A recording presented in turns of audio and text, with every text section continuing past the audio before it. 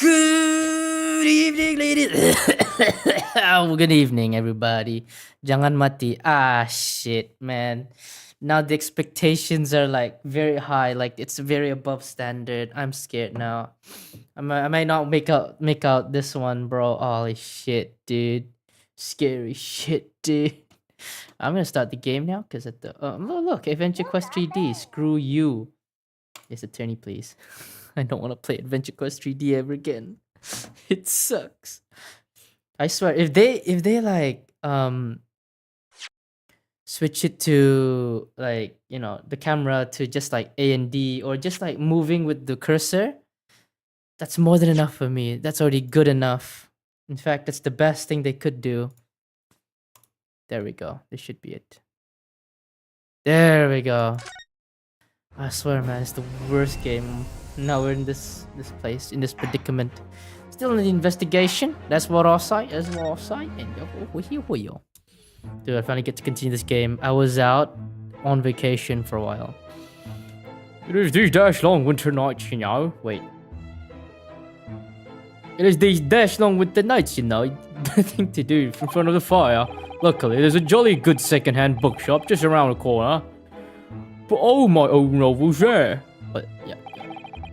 And in the pages of one particular novel, you discovered some rather illicit material. Illicit? From which your wife admonished you harshly, it seems. Don't you know about admonished? Demolished might rather be a closer to the mark. And beast is more certainly. Here we go again.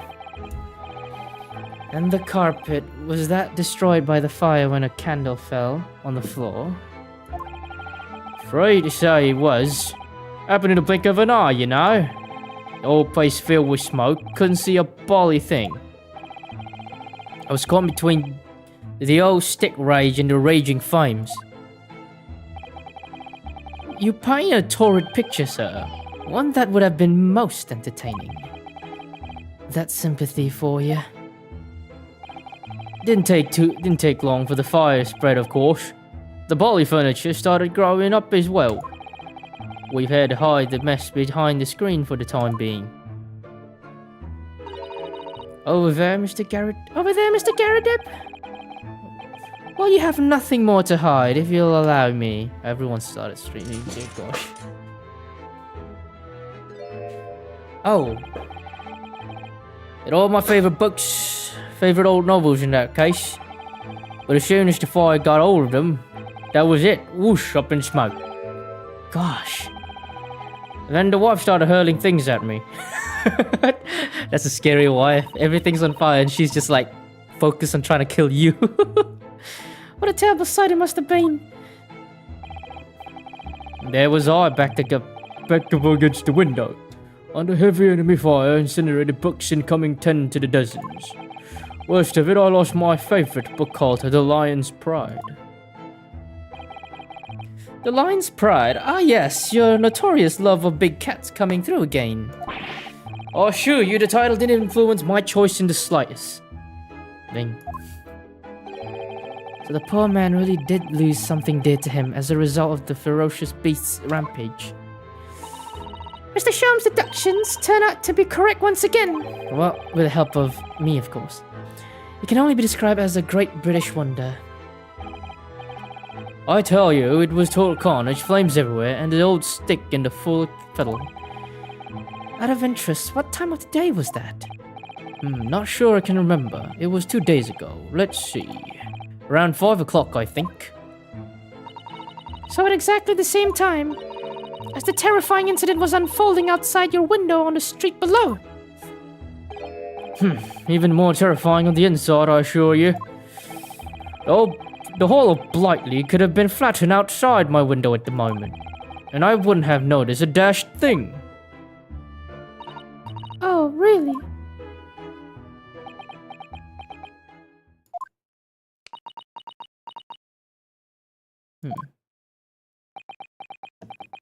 What happened here? What's wrong now? Mr. Sholmes? Yes, Mr. Naruhodo, what can I do for you? Well, I think we've got to the bottom of Mr. Garadeb's situation now.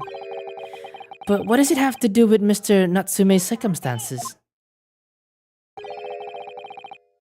Oh, wait, this, alright, no, whatever. I can't help you there, I'm afraid. What? My dear fellow, if you recall, I did say as much from the outset. I warned you that although I knew the retired army man to be hiding something, I could not be sure whether his secret would prove to be of relevance or not. I just knew you were going to say that. No, Mr. Naruhodo, you mustn't lose heart. Bear in mind that all things fall into one of only two categories, those relevant to the case and those not. That makes no sense to me. Well, no matter. It is of far greater importance that you make up your mind now. Sorry. Visiting hours at the prison will soon be over. Oh no, is it that time already? If we're to accept Mr. Natsume's case, we have official paperwork to attend to. So that's it. No more time to think. Perhaps you'd like to betake yourselves to bidding us farewell now. I must prepare supper for Mr. Garadeb. Oh, yeah. I'm sorry. Thank you both very much of your time. Soseki-san will be waiting for us, and I'm going to have to give him an answer. What happened if you haven't met him yet? I'm gonna investigate a bit further, yeah? Right, let's see what we got here. What a miserable sight.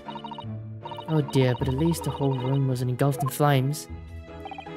Huh, I suppose so. My whole collection when I've been smoke, you know, all those novels I don't so much. Well, John, whose fault is that? Not mine, that's for sure. Well, whoever may or may not be to blame, I'm quite sure you can buy some new old books to replace them, can't you? New old books? Bully nonsense. It does sound like a contradiction in terms, but then these two are full of contradictions indeed. That's couples for you, Mr. Naruhodo. What, you want to date me, huh? Alright, I think there's literally nothing else. I've literally checked it. What if...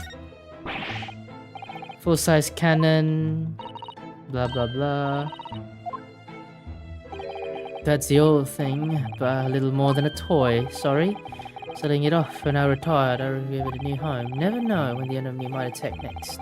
Jolly useful to have a cannon in the house. Dang, bro. You never know what this twisted was gonna throw at you next, boy. Do you think the trouble was brewing, Mr. Character? What is this? Take you on here. Never fails to have a clean apron reserved. Dries them. See? They drive very well, cannon, though, and tells me, which rather proves my point of view. Who knows? When the enemy attacks, you gotta have a cannon in your home, yeah? I gotta check everything. Yeah, Mr. Character, do you enjoy reading? Ever experienced a London winter, boy? The nights are long. No better way to pass the time in front of the fire with a jolly good book. There's a copy of Rand's magazine here, I see. No doubt Mr. Garadeb enjoys the adventures of Sherlock Holmes too. The great detective has many great followers, it would seem. Alright, let's see what else we can find here. We got booze. We got that thing. This looks like my granddad's cane. My granddad has something like that. Let's go check out the window. This window looks over Briar Road where the young man was attacked. Oh yes, I can make out the police. Briar Road investigating the crime scene. The glass is rather murky, isn't it? You can't see very clearly. Is this thing open at all, I wonder? I shouldn't underestimate the bitterness of London winter, Mr. Narrowhallow. As soon as you open that window, the tea will freeze the pot. No Londoner would go opening windows at dusk in the middle of the winter, I assure you. Yeah, it's very unlikely.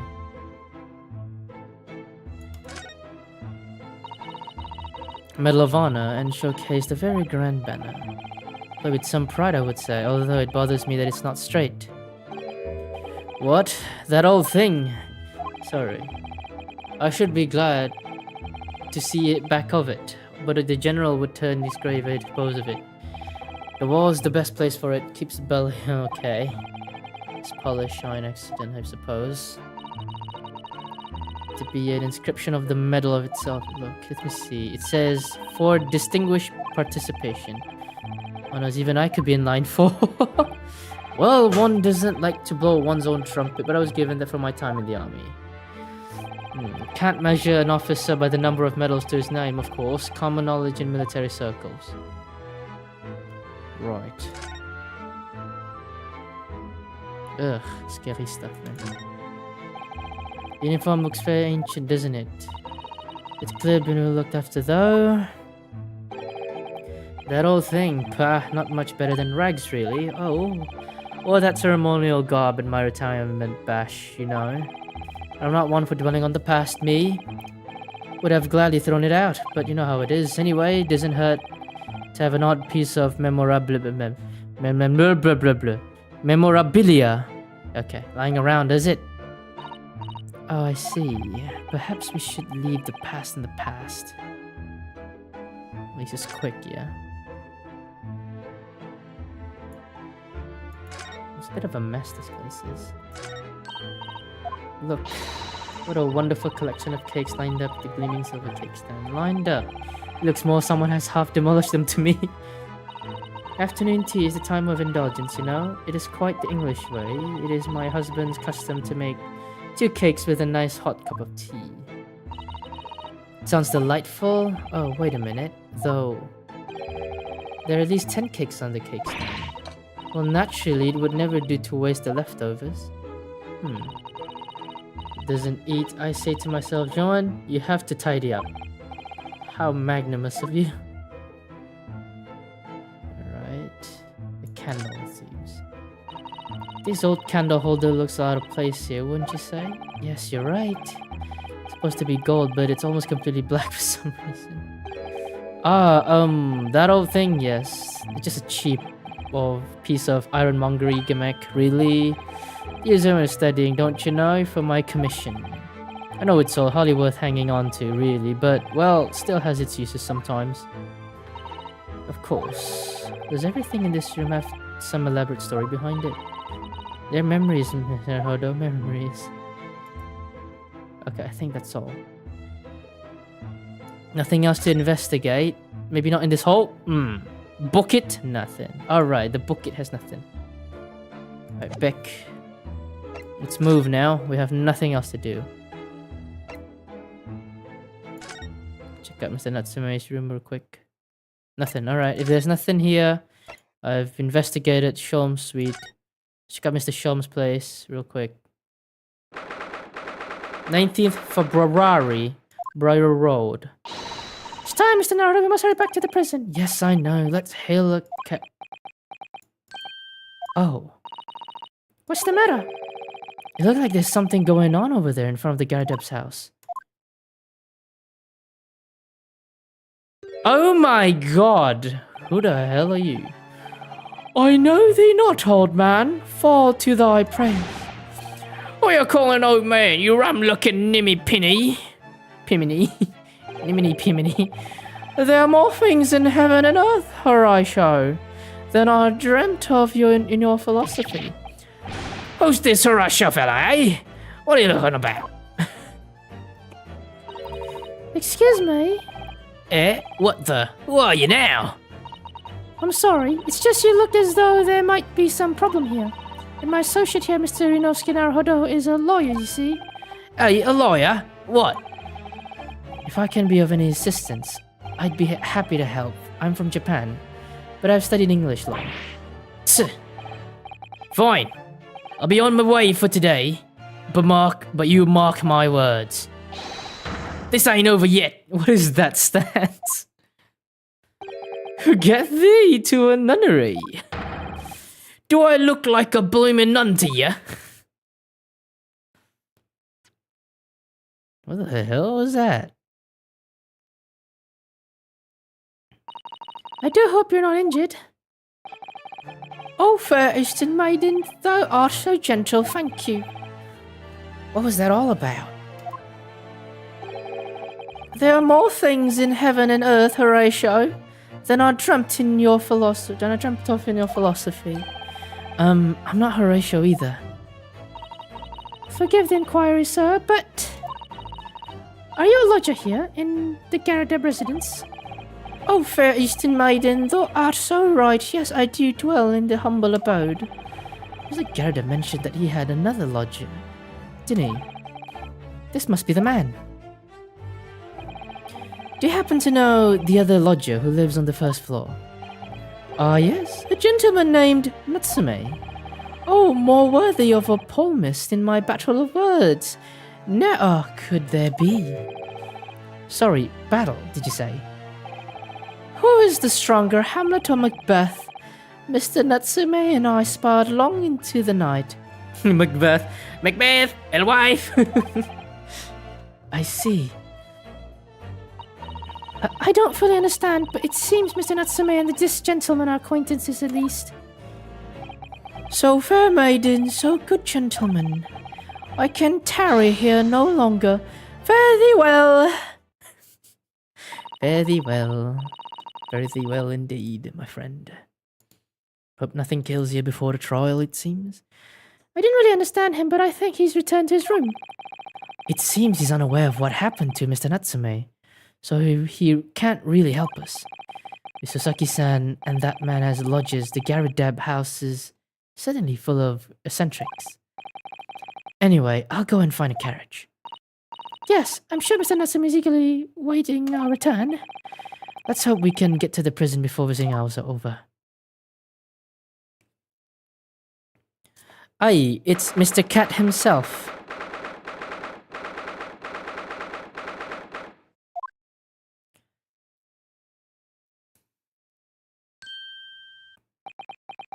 Sasaki-san.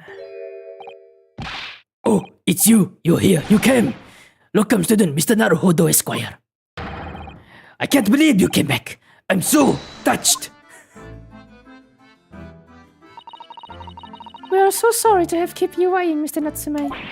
Oh no, think nothing of it. Relax. If I were a cat, I would purr with pleasure. Oh wait, if I were a cat, I would purr with pleasure at the company of such fine compatriots. Noble, nurturing, never failing, Nipponese. Oh, now let's not get carried away.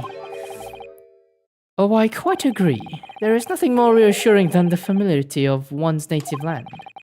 On the other hand, I knew it, I got the accent right. It is through friendship transcending international borders that one truly appreciates the fact. Such is my belief, at least. It's you! The miserable, rotten spy! Sherlock Sholmes! Mr. Sholmes, what are you doing here? I have no intention of doing anything per se, save observing, of course. Whatever do you mean, Mr. Sholmes? Well, having encountered some curious reading material in that gloomful room, and having unmasked the secret identity of that eccentric pair, I decided I should drop in on my way home to see how our divested friend is faring. Gloomful room? At least your accommodation here offers a window, my dear fellow. In that sense, it is a superior option. It is the superior option. Anyway, I must commend you on your taste in books. My day has been a delight. And cost me not a penny. You! How dare you! Sherlock Sholmes!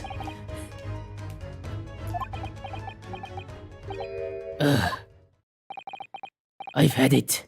I'm through. I'm at the end of my rope. I should never have come to Great Britain. It was a terrible mistake. Haunted by spirits in those accursed lodgings. No doubt my luck will be cursed in tomorrow's trial as well. My whole life's been bedamned. What are you thinking, Mr. Naruhodo? He mentioned that once before, didn't he? That his lodgings were cursed, I mean. And there is much truth in Mr. Mustache's words. What? Because it is a wholly appreciated description, I would say, for the man's lodging, and indeed for tomorrow's trial. What's that supposed to mean? Okay, let's converse with the man. Curse the trial. Mr. Natsume, what did you mean by what you just said just now? About the trial tomorrow being cursed. Oh no, why are you looking so grave? You're making me nervous. I was just getting carried away, that's all. I didn't mean anything by it. Oh, I see. That's really agitated him. You don't mean this trial it really is cursed somehow? Are you referring to the prosecutor, the Reaper of the Bailey? The Reaper? Oh no, what do you mean? Please tell me, summarize it succinctly in 16 salient words. No defendant has ever survived a trial in which the Reaper stands for the prosecution ever. Oh my goodness! Can it really be true? That was 16 words exactly. Yesterday, Mr. Naruhodo successfully defended someone against the Reaper. What is this?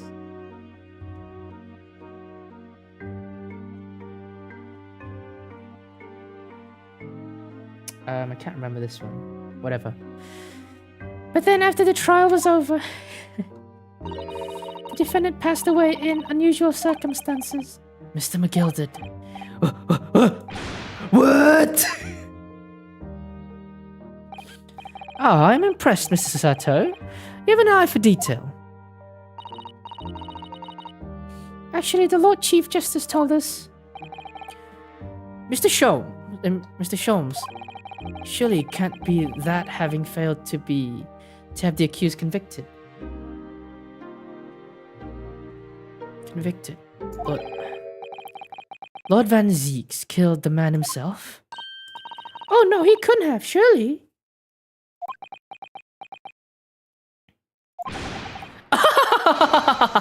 You have some wondrous notions. Sorry.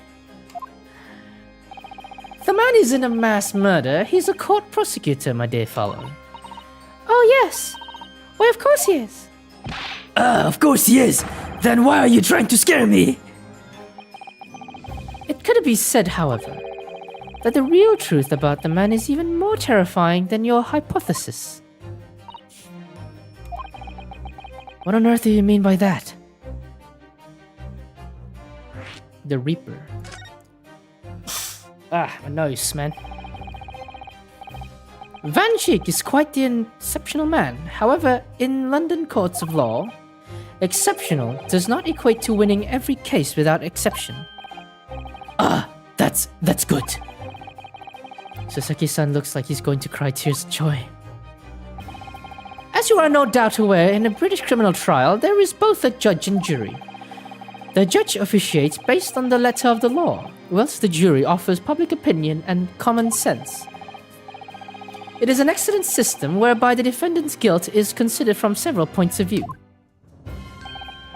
However, public opinion in particular is somewhat easily manipulated. Right.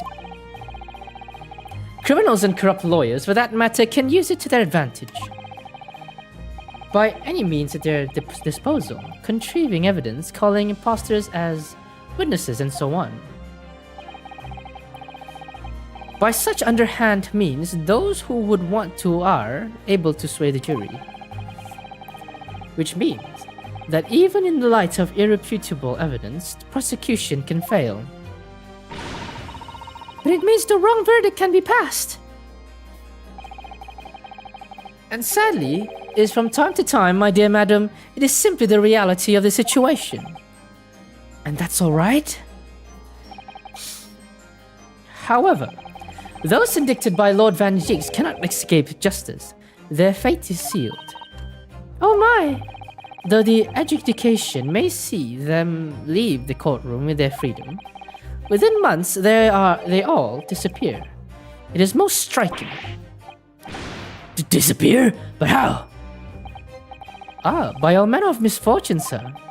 Perhaps they are trampled under a passing carriage. Perhaps they fall into the Thames and drowned. Perhaps they are suddenly overcome by a raging fever, or perhaps attacked by highwaymen. Oh, no, no, no, no. All examples of the reality of events here in London, I'm afraid, Mr. Naruhodo.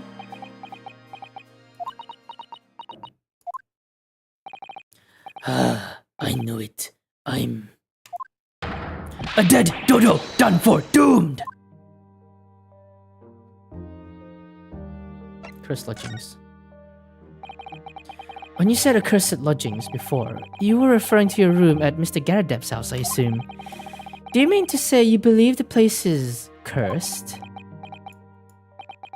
It's been a year now since I came to Great Britain. But I'd only been in London for a week before I started to notice strange feelings in myself. That didn't take long then. Everywhere I looked, there were foreign faces staring at me, laughing behind my back. I was sure people talking about me. I started to become nervous about going outside. They were always scaring me at all the time, from dawn till dusk.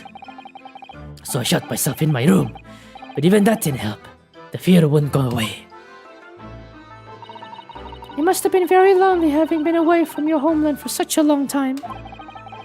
I've had to move a number of times, most recently, to that room on Briar Road, a week ago. Yes. Why didn't you choose there? Why did you choose there? It seems a little inconvenient. The rent is cheap. I have little money. It appealed to me straight away. Of course, I asked why it was so affordable. The landlord just simpered and said, "The room is cursed. Oops." He clearly tried to cover his mistake, but it was too late, so I told him, "If you have something to say, then say it. But if not, don't mention it in the first place." Yes, well said. But it was true. It was all true. You mean the room really is cursed then? Ever since I moved into that little hellhole.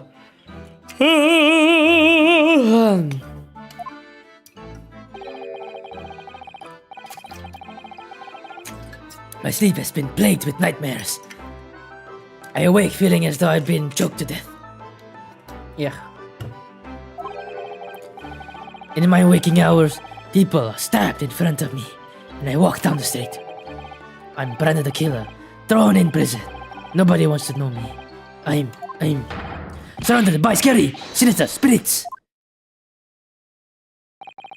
If only there was someone, just one person on my side. Can no one find it in his or her heart to believe in me? Really, no one at all? To believe, yes, to believe. To believe. Mr. Sholmes. Ah, me, Mr. Naruhodo. Pray, what can I do for you? It's about the case on the SS BUNGAAA, if you recall. The BUNGAAA? The BUNGAAA. Ah, that case. The one with the snake. Well, yes. At the time, I was the suspect, but you believed in me and listened to my side of the story. And you helped us investigate. Did I? Interesting.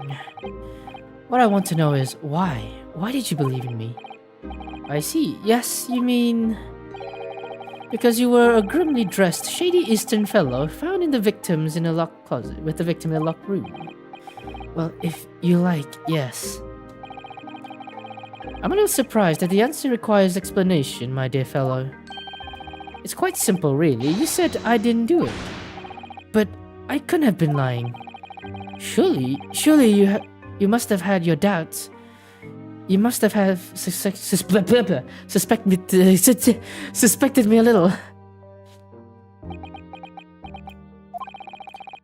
I think perhaps you have misunderstood. I neither recall believing in you, nor in which you were telling me. What? You see, the only thing I believe in are those I choose to believe in. What? What do you mean, Mr. Sherlock Holmes? I mean, Mr. Sholmes. I'm gonna get copyrighted on it. Anyway, gosh. I make up my own mind about what is to be believed and what is not. If I should like to believe in something I do, the circumstances can hang as far as I am concerned. But I could have betrayed your trust. In that case, I should have made an elementary error of my judgment. Nothing more. Betrayal of trust is an overused excuse, in my opinion. Meaning? Whether or not one should trust another is, in the final analysis, down to oneself. It is a matter of whether or not one can trust oneself. Yes, he's right. He's right. Welcome, student Mr. Naruhodo Esquire. Whether or not I can believe myself. A defense lawyer is only good as his faith in his client. And that comes down to how much faith he has in himself.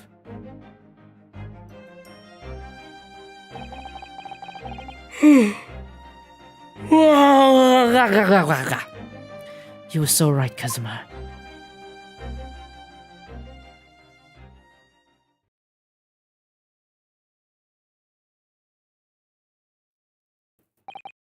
Well, my dear fellows, it is time we were leaving, I believe. Already? Visiting hours here are over. The guards will be here shortly to escort us out. There is a restaurant near here that serves excellent trout. Would you care to join me? Fish and chips, bro? Let's fucking go! I don't think Saseki can join, though. Maybe next time. Oh dear, there is never enough time, is there? What is he doing? Does he have something to say? Mr. Natsume, if you'd like, in the trial tomorrow, I'd be happy to represent you.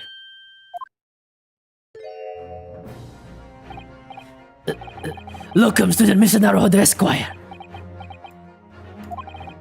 As I said, I only experienced a British courtroom for the first time yesterday. And although the man I was representing was found not guilty, I lost sight of something crucial. Something crucial? What to believe in, the defendant, justice, or the truth. How to believe even. But I think I finally worked it out. I've decided I must believe in myself above all else, to trust my instincts. Yes, Mr. Naruhodo! And my instincts are telling me that you, Mr. Natsume, are innocent of this crime. And it's imperative that we prove that in court.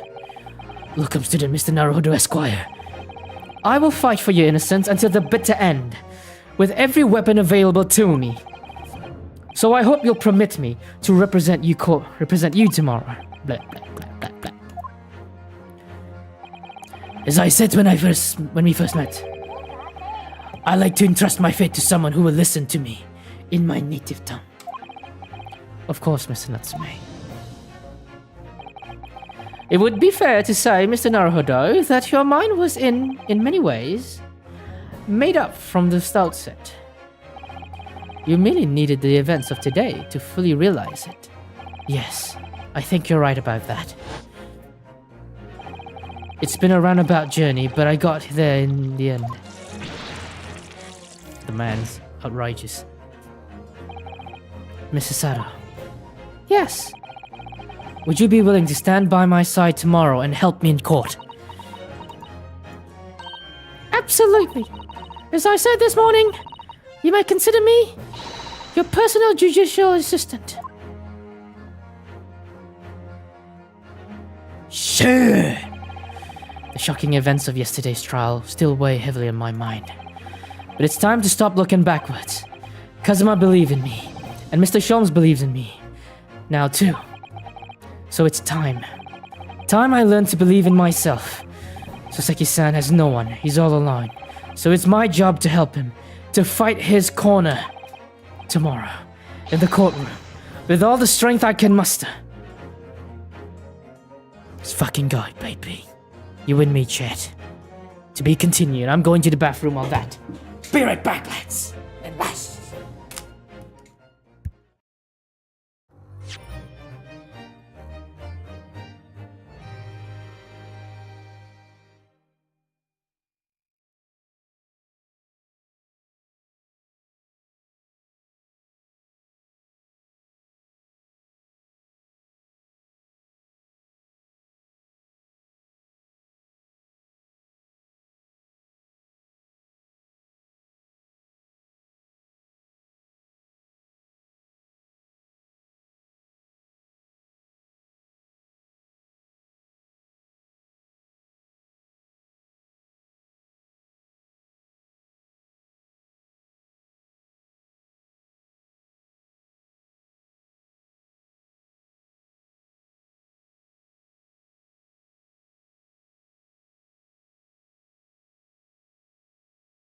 Save the current progress. Oh, I must use the mouse.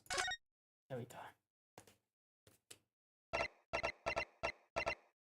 Save at number 2 here. Oh, number 3. Yeah. Save complete. Let's go, baby. Back. Let's go. It's done. Battle time, lads and lasses. This is where the highlight begins. Antechamber. Alright, let me check this real quick. Nothing, eh? Alright. Nothing of the importance.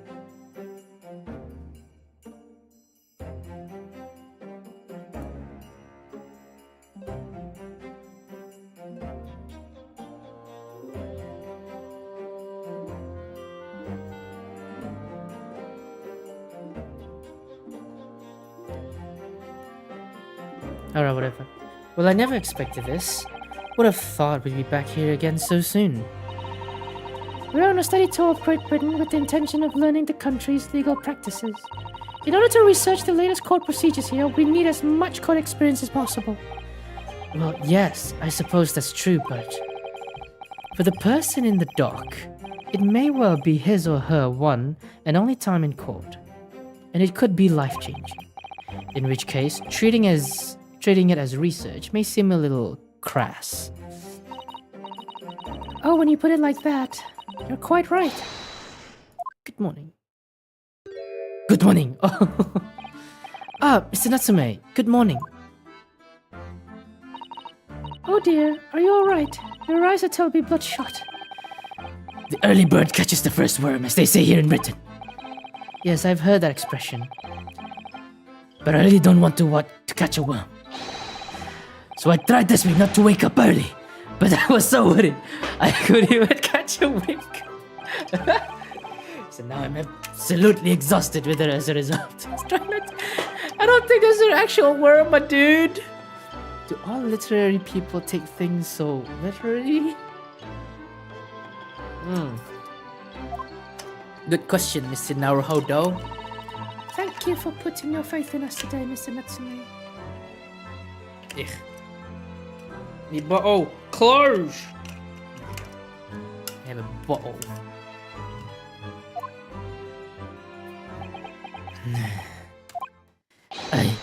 I wish I had 9 lives. My whole future hangs in the balance. I'm too terrified, too tremble.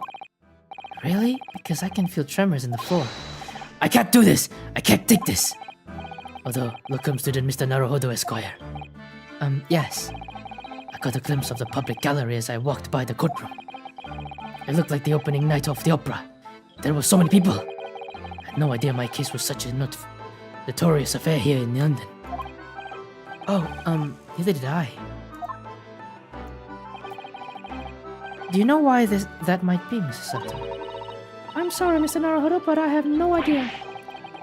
So that all-knowing look on your eye, on your face, is just confidence then, is it? Don't hide the truth from me! It's Tobikas the Reaper, isn't it? Lord Van Zeeks? Is that right, Mrs. Sato? I purchased as many different newspapers as I could find this morning, and yes, Lord Van Zeeks is on the front page of every one. I knew it. Sometime after the prosecutor was dubbed the Reaper of the Bailey, he stopped appearing in court, it seems. It's been several years now, in fact, until the day before yesterday. Yes, Inspector Gregson told us something similar, didn't he? The trial 2 days ago marked Lord Van Zeek's return to the courtroom after a very long hiatus.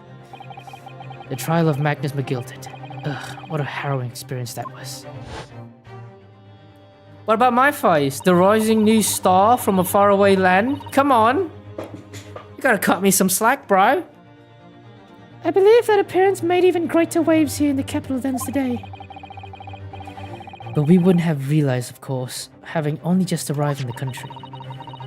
Why is the Reaper back in the Bailey so soon? For what appears to be a mundane murder. That's the question the papers are asking, and they are all speculating various answers. Mundane! It is the most significant saga of the century of Songras. Oh dear, I mean no offense, Mr. Natsume, but that is how the papers are describing it. Well, lest we also forget the fact that it could spark an international incident. Obviously, the reappearance of this infamous prosecutor has caught people's attention. But there's another bloody similarity with the trial of 2 days ago. Yes, I agree. Locum student, Mr. Naruhodo Esquire. It's you. Me? Well, I suppose that's true. Both time it is you who stands against this legendary prosecutor. It can only mean that you're friends with the Reaper. Please, I don't rub shoulders with Deathbringers. I'm afraid there's really only one other explanation. It can only be another example, Mr. Naruhodo, of your uncommon bad luck. Thanks for that.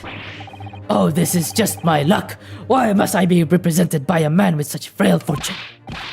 By the least lucky lawyer alive. I'm the one representing you, bro. Don't be ungrateful. I'm also your countryman. Let's not forget that it was you, Mr. Natsume, who asked me to represent you.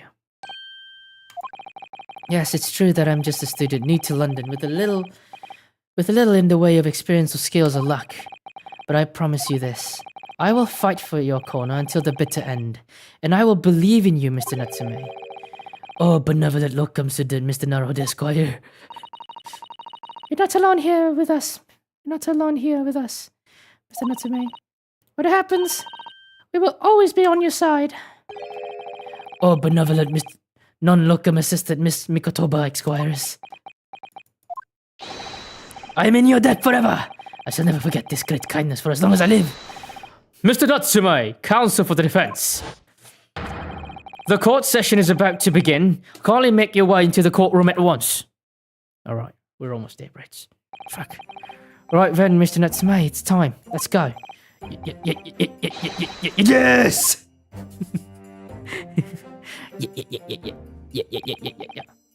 This is it. My second appearance in a British courtroom. And my second trial against the Reaper. I hope you're watching over me, Kazuma. Because this time, I won't let my faith waver. I believe in my client to the last. Just like you believe in me. I believe I can do this now. I'm ready for this fight. Oh.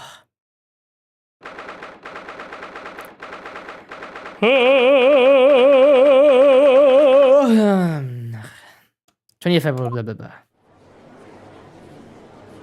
It's morning now. I have a sword to kill everybody. Hello, Santa Claus. What long time no see? In the name of Her Majesty the Queen, I hereby declare this court to be in session. I now call upon the counsel for the prosecution and the defense to declare their willingness to proceed.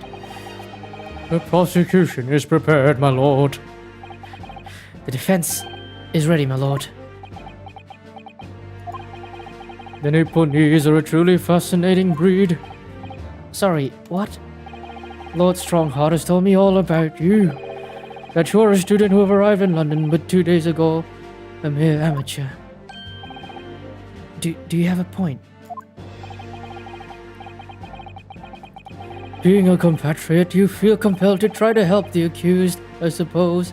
Typical Nipponese arrogance.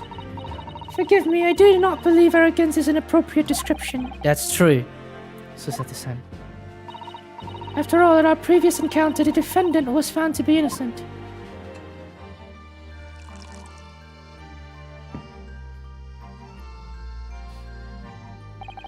Very true, and a most fascinating if dark trial it was too.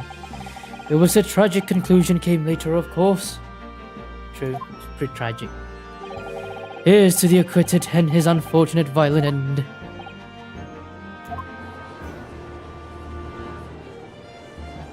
Oh, she's there. She's one of them. Thank you, counsels. I see both sides are in the fine fettle. Now, ladies and gentlemen of the jury, are you ready to carry out your duties here in court as impartial members of the public? You never know when you might be down in your luck, but I believe in fair play for everyone. Oh, a new person. Well, I must warn you, I'm rather more ruthless than I appear. Oh, well, not me. What you see is what you get.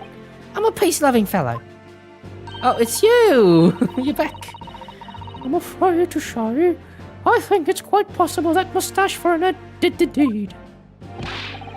Come on, what are we waiting for? No doubt he did it. Anyway. Hey, sorry, didn't quite catch that. I got so many voices. This is gonna be a challenge. Very well, let us proceed. Our opening statement, if you please, Lord Van Geeks. Very recently, Great Britain signed an alliance with a rising power in the Far East. The accused in the dock today is a student from the same land, a certain Mr. Soseki Natsume. And while our country has extended this foreign student to the warmest of welcomes, regrettably the kindness has not been returned. In fact, this student is accused of most sinister act of plunging a knife into the back of a innocent woman who was doing nothing but walking down the street. A knife crime? I tell you, from Brit experience, those are the worst. Bloody oath, they are. Just look at the swallow complexion and short stature. He's of those draped net Japanese. Come on, let's get on with this. With me now, everyone. 1, 2, 3. Hey, sorry, did catch what? I'm sorry, didn't quite catch that. I forgot his voice already. Pray forgive the discourtesy of smashing my hallowed chalice here in this chamber. Allow me to call the first witness to the stand. Very well. Bailiff, lead inspector in, please. Santa Claus looking nice though, every day. Ah, Inspector. Your name and occupation, please. Yes, sir. Tobias Gregson, Detective Inspector, Scotland Yard. Would you please summarize the events of the case for the court, Inspector? The victim is thought to be a young woman in her 20s by the name of Olive Green. I beg your pardon, Inspector. Thought to be? Yes, having been stabbed in the back by her attacker's knife, the victim fell unconscious. That was 3 days ago now, and now she's been comatose ever since. What? So they don't even know who she is for sure. Comatose, I see. But her life is not in danger. Fortunately for the Far East incident, the charge will not be murder. Pray elaborate in the details, Inspector. Sir, if I could ask everyone to look at the street map. Here's this thing, eh? As I mentioned, the incident took place 3 days ago at around 5 in the afternoon. It happened on the pavement running alongside the Briar Road, a wide thoroughfare for horse-drawn vehicles. It had not long since stopped snowing as the victim, Miss Green, was walking down the street. Out of the blue, she was approached from behind by the accused and stabbed in the back. Stabbed in the back. Luckily, the young lady's life was spared, and she's currently being treated in one of the city's hospitals. But being unconscious as she is, we've been unable to take the statement from her, of course. This is the case file with everything we know about the victim so far. Check the court record real quick. I don't have it. Thank you, Inspector. The court will accept the documents as evidence, if you please. Yep. Knife in the back. Yeah, if he'd taken out the knife, she would be bleeding non-stop. Because the knife was still inside. Oh man, her life was spared. Alright. What of the weapon that was used? So, I have that here. It was removed from the victim's back. Ouch, that big thing is starting to make me scared to walk down the street now. With such a heavy blade like that, almost nobody would have been able to stab the poor woman.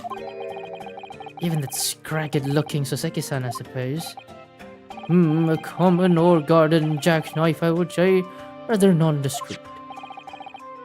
Thank you, Inspector. The court accept the plate as evidence. Jackknife. Jack the knife! Oh, then. Ow. What do we know of the motive? Money or valuables, I presume. From what we can tell by looking at the woman's possessions, it seems like she's a portion herself. Hard to imagine she would have anything much worth pinching, my lord. I see. Well, in that case, are we looking at some deep-seated resentment towards the victim? I'm afraid I couldn't say. Apart from visiting second-hand bookshops, the defendant, Mr. Natsume, doesn't appear to get out much. At this moment in time, we haven't been able to establish any sort of connection between him and the victim. Yes!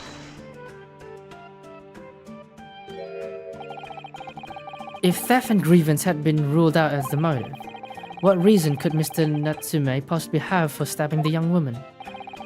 Yet you arrested the man in spite of that, in totally unjustified and heavy-handed way. What the fuck? You could have caused a fire, man! Pray forgive the discourtesy of flinging a freshly uncorked bottle into the public gallery. Are you rich, man? But your words have soured its hallowed bouquet. For it is you, my learned friend, who is being heavy-handed here. What? Scotland Yard does not arrest people without good cause. That should be beyond question. Inspector Gregson, the prosecution calls for your formal testimony. Explain to the court precisely why the constabulary came to arrest the Nipponese student. Yes, sir. Witness testimony. Alright. Let's check the court record real quick. I feel like peeing again. Shit.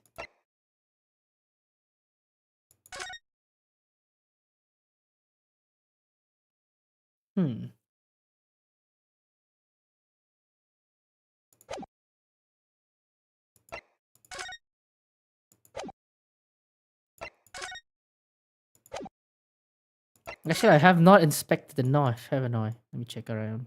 Alright. Nothing of the ordinary. Check it out before we check the go for the witness testimony.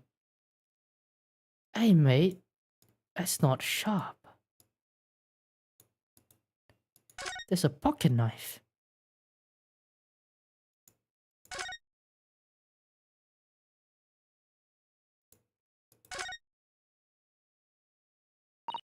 Oh, look here, Mr. Naruto, it's just a tip. Yeah.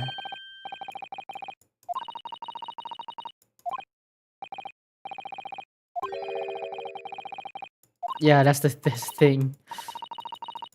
There must have been a surgery somewhere. If you were to do that. It's a pocket knife. Right, there doesn't seem to be anything peculiar about it. Alright.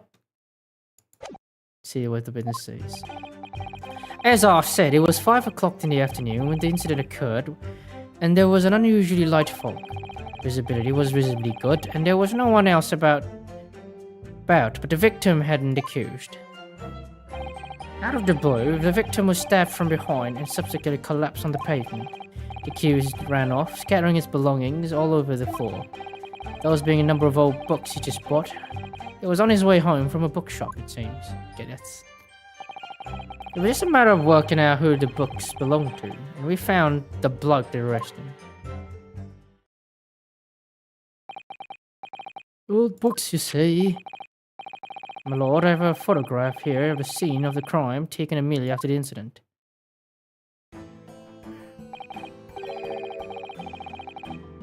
Ah, yes! I can clearly see the books to which you are referring. 3 books. I will take that photographic print as evidence, please, Inspector. You Nipponese are spineless breed, too cowardly to admit defeat. What do you mean too cowardly to admit defeat? Denying every despite, overwhelming evidence to the contrary. You could have said at least like, too stupid to admit defeat, too impudent, or something, you know, reckless. Cowardly is not the right word, my dude. Well, forgive me, Lord Van Zeeks, but the defendant is not denying everything as you put it. What are you doing, Mrs. Sato? Do go on. Miss Natsume has admitted to playing some part in the incident. Isn't that right, Mr. Naruhodo? Well, now I mention it. When we visited him in the prison yesterday, he did tell us what had all happened. As I was walking across the pavement, I could make out the sole silhouette of another ahead of me. A woman appearing in green coat she was, as I would overtake her. He suddenly let a scream and collapsed on the coat, slapped on the stove there. I was terrified, tried to get away from there. I ran as fast as my legs could carry me back to my lodging. Oh, a green overcoat? Well, that's exactly what the woman in the print is wearing.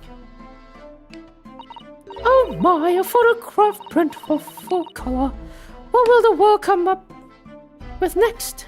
The defendant has not done nothing more than admit he fled the scene of a terrifying incident. That does not mean that he's guilty of a heinous crime of stabbing the woman in the back. There was nobody else there at the time, just the two of them, the victim and the accused. In other words, there was nobody who could possibly have stabbed the woman. In a fact that the accused concedes. Seems the cross-examination could prove to be pivotal, counsel. Proceed, please. Yes, my lord. Nothing for it. I have to use this cross-examination to turn the tables here. It's our only chance. I'm gonna use this time to go to the bathroom. Be right back.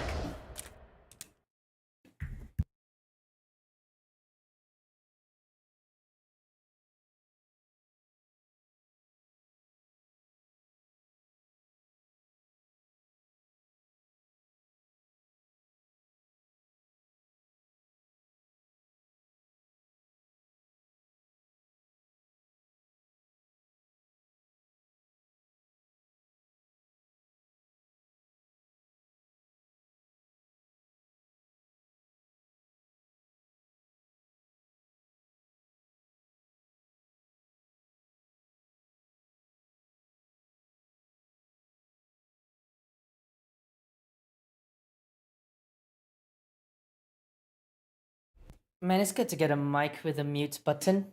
Ah, it's good stuff. As I said... Wait, I don't need to read this. When the incident occurred, there was unusually light fog. It was really good there was no one else about the victim and the accused.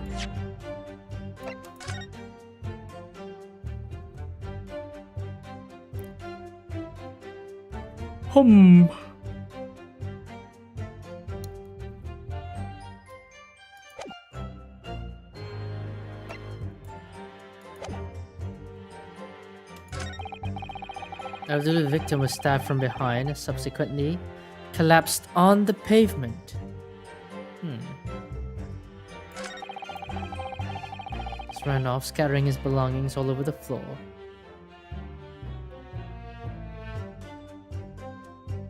Hold it! Then there's some belongings. I think you'll find it's all in the photograph crime scene. Yes, the 3 books on the floor. Lord, second-hand books there were, and rubber damage found in the snow. Accused could easily have carried all 3 books in one hand. Which means the other hand would have been free to wield a knife, for example. It's very clever, isn't he? What do you mean?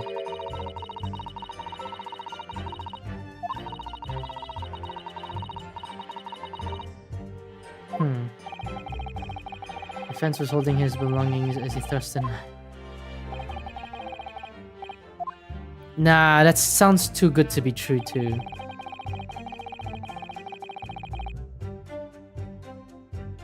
Hold it! I need to ask. Yes, so I understand. Shop full of English literature. When the accused, on the lofty subject in the matter of his scholarly intention, the bloke's room was stacked floor to the ceiling with those almost the old books. Can you tell me more about the bookshop in question, please, Inspector? Well, if I must. Street map again, I'm afraid. Just gonna update it now. Second-hand bookshop to the queues. Briar Road.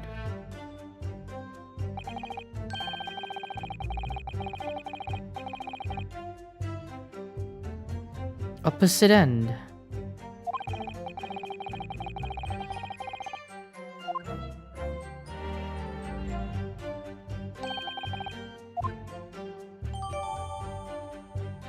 Nice.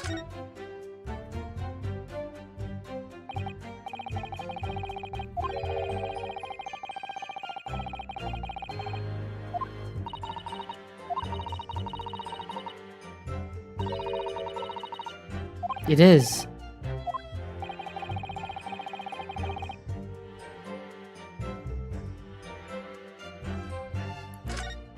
Location, actually. You just told the court in perspective is the location of the bookshop. I couldn't agree more. So where is it exactly? You just mentioned it. What the f... Exactly!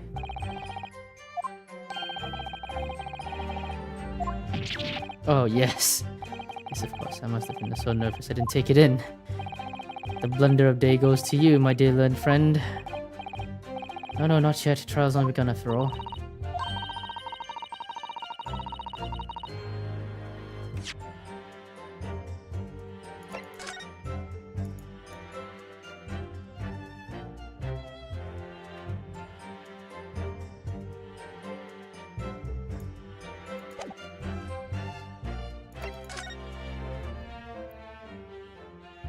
Oh, wait.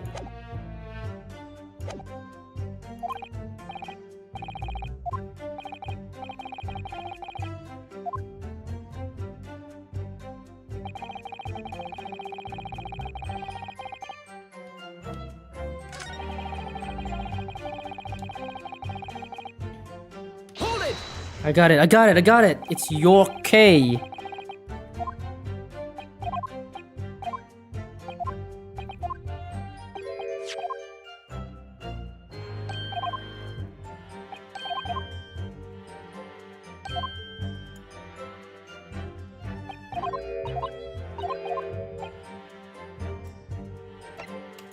The name, actually. May I ask you a favor? What? Would you kindly add the name of the bookshop to your formal testimony, please? I believe it may be of vital importance. Maybe... Oh, well, you know. I mean, yes. It could be a very important clue. Very well, not that I can see it being of any great significance. It is, bruh! See, come on, I show you. Look at that, it's Yore books. What did he say? Books? Boo? Yes, my lord, whatever you say. Sardonic? What the hell's that? Gotta check it out.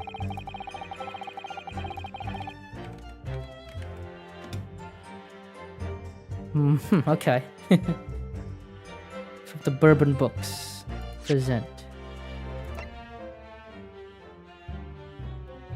Objection! Yes, first objection, baby! If I could just stop you there, Inspector Gregson. What is it now? What is it, Sunshine? I'm a busy man, you know. This is a receipt that we found in Mr. Natsume's room. It was issued on the day of the incident and details purchase of 3 second-hand books. And you found that in the accused's room, did you? Yes, but the point is not where the receipt was found, but the name of the shop printed on it. Go on. This receipt was issued from the bookshop called Your Books. My books? No, wait, your books? It's your books, Judge. My books? Good times. Your books, your Y-O-R-E, I presume? Yes, my lord. So Mr. Natsume did indeed purchase a number of books at a second-hand bookshop that day. However, the bookshop in question was not Bourbon Books. Hey, what? Inspector, do you know of this other bookshop? Yes, sir. Your Books is another second-hand bookshop not far from Bourbon Books. It's just that Well, it's such a small place. I didn't think the accused would have known about it. Objection! Objection! But in fact, that is the bookshop which the defendant visited on the day in question. And this receipt proves it. Objection! Yes, for what difference it makes. Wherever the man purchased his musty tombs, it makes no difference in the final analysis. Objection! I disagree. I mean, after all, I have a street map here if that might be of help. Oh, yes, thank you. Have a look at this, please. If the defendant had been returning from Bourbon Books, then yes, he would almost certainly have passed the place where Miss Green was attacked. However, if we took into account the fact that he was actually at another bookshop, Your Books, it may very well turn out that he wouldn't have passed that location at all. Could that be true? My, it rather depends on where this other bookshop is, but I do declare it may be a possibility. Is that right, Mr. Lawyer, sir? What you just said? Absolutely. It absolutely could be right. Oh, sponge. Yeah. Inspector Gregson, where is this your books establishment? Well, obviously we looked into that. Turns out Your Books is just here on the other corner of Merrichholm Street going east. Nice. Alright. Let's see moves from that direction. It depends on which direction now. And there you have it, as you can clearly see now. It makes... Oh. He already knows, man. My learned Nipponese friend, it was obviously in training to be a clown the way he regales us with such witticism. To your future career in the circus. Shut the fuck up, man. It's a riot. You put the glass down now or I'll put it down for you. That's not what you should do. I didn't think I need to spell it out, but here we go. If the accused was coming home from Your Books instead of Bourbon Books, there is no doubt he would have passed the place where the victim was stabbed. Or the other way. Yes, thank you, Inspector.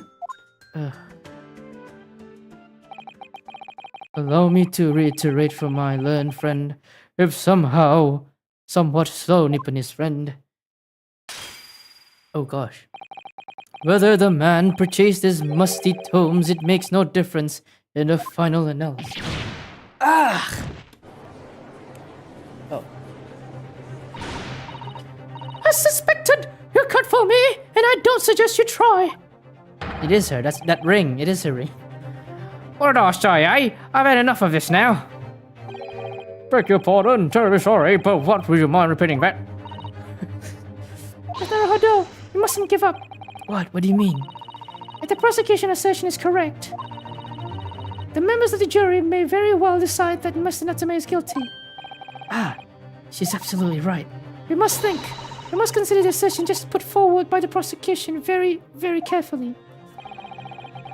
They claim Sasaki must have passed the location of the incident on his way home, Your Books, but... Raise an objection, yeah. Shit. This is just made by the prosecution. It's fundamentally flawed. Explain yourself, counsel. Yes, my lord. You can see what I mean by this map.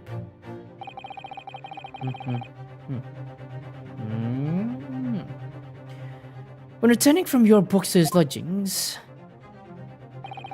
Mr. Natsume could have followed the route suggested by the prosecution. However, that isn't the only conceivable route to take between the two places. If the defendant used these streets, look what happens. He arrives back at his lodgings without passing the location where the victim was attacked. Objection! Talking back to a clown in a fool's errand. Of course, however, I feel compelled to point out that that route is what commonly referred to as the long way round. I object. On a cold winter's night, why would any man choose to take a longer route home? Well, The answer is extremely simple. He wouldn't. In other words, the accused took the obvious route back to his lodgings and is the obvious perpetrator of his crime. Objection. But, ha, yes, I've got it. We must ask the man himself. Ask Mr. Natsume which route he took home. I have already informed the court of the accused's response to such questioning. He claimed he has no recollection. That's right, as I said. The bloke seems to spend his time outside wandering aimlessly from A to B. The day was no exception. He doesn't remember where he was or which route he took home. I don't believe this!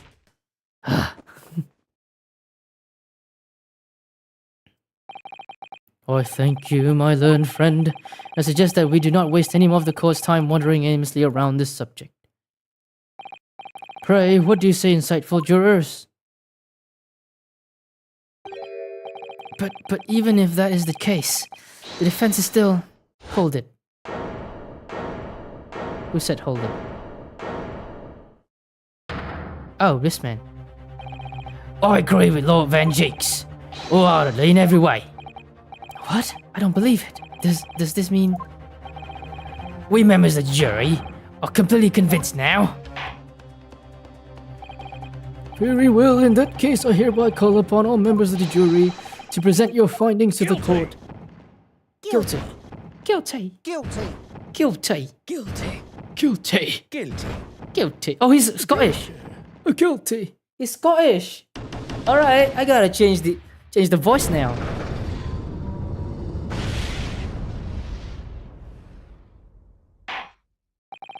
It would appear the jury's leaning is unanimous.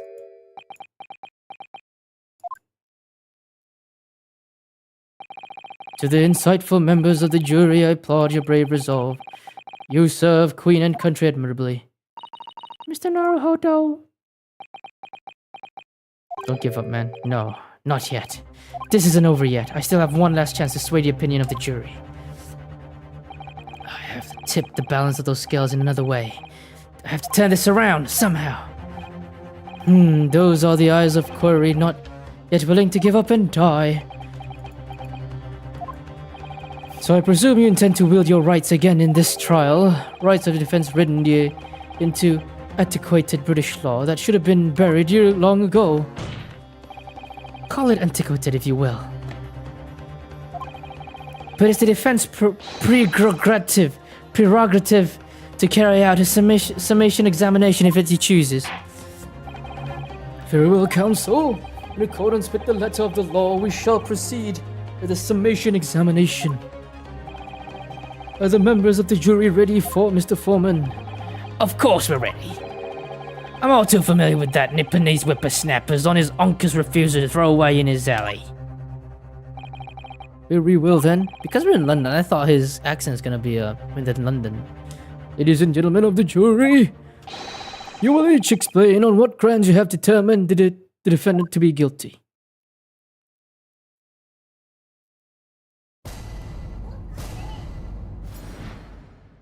Alright. Contentions. For pity's sake, that little Nipponese oddity already admitted himself, didn't he? If he said that a woman in green collapsed before his eyes, why, it can only have been the victim. Been the victim.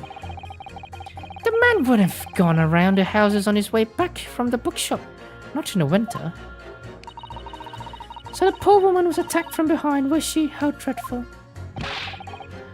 I really don't care. Can we just wrap this up now? I've got work to be doing. Your books? Yes. Nice job. That was bourbon books? No, not worth. I don't know. With only minor exceptions, the reason for finding the defendant guilty are all too clear. When the stabbing occurred, the only two people at the scene were the victim and the accused. And the accused himself had admitted to seeing the victim in green overcoat sink to the ground before his eyes. Furthermore, we have heard the inspector that the defendant had fled the scene. I must say, I would have ample grounds to convict this man already. Oh dear, even if the judge appeared convinced of Natsume's guilt now. Ugh, why did he have to run away like that? And how are we supposed to believe in some phantom attacker that nobody could see? This is impossible. How can I possibly make a case for the defense? Mr. Naruhodo, this is not the time for grumbling. If you want to force the trial to continue... Yes, I know. I have to turn the tide. I must make the jurors change their minds. Well, 4 of them at least. Yeah, that's true. Exactly. We have no choice but to forge on forward. You have the floor, counsel. Begin your summation examination. Yes, my lord. I just need to keep this trial going on somehow. Whatever it takes. Come on, Inosuke, you can do it.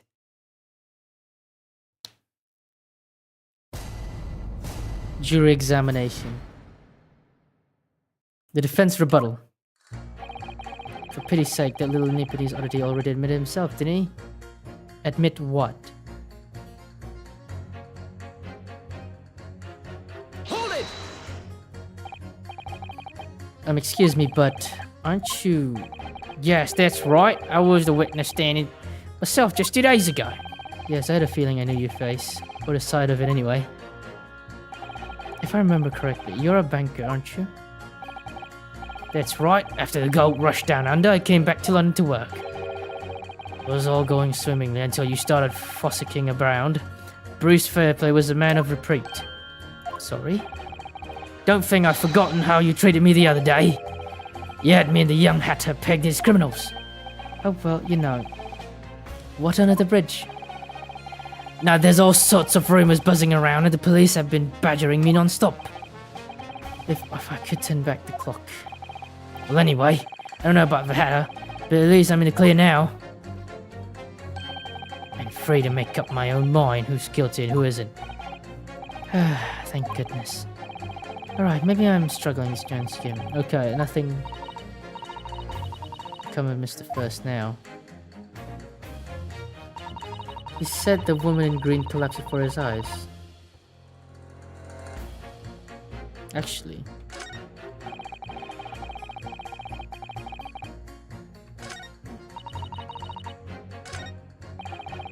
The man wouldn't have gone around houses.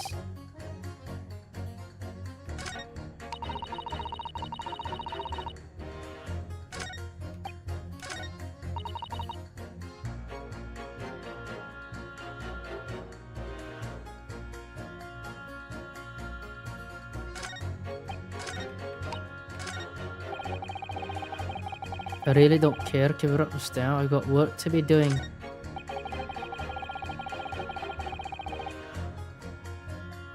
Bourbon's book's not worth a visit.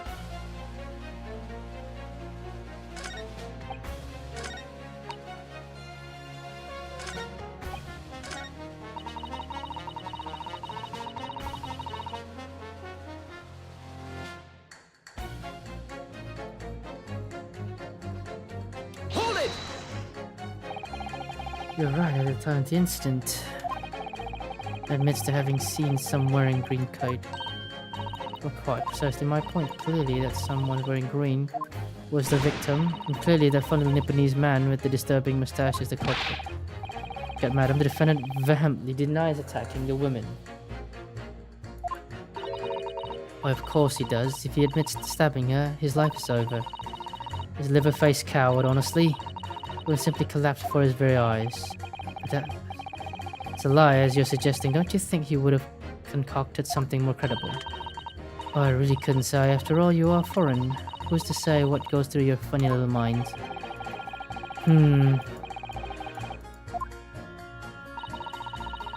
Such main admission. Sub stated that there was nobody else around. Surely the conclusion is obvious. Commit this awful crime. Ugh.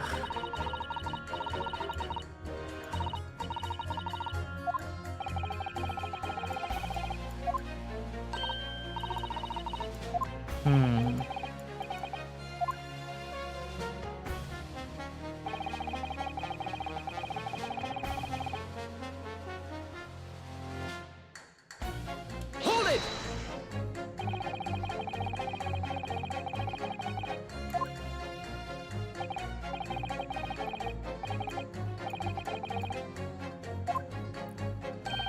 Precisely.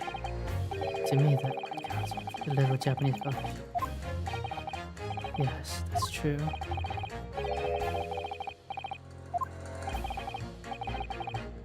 No proof of the other side as well. Does he? Well, yes.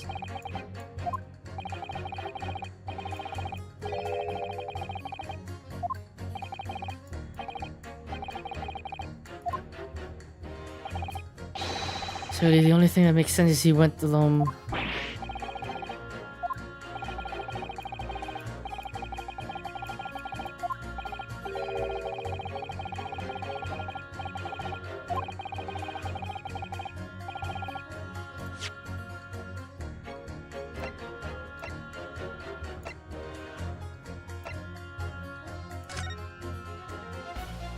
Calabash Road.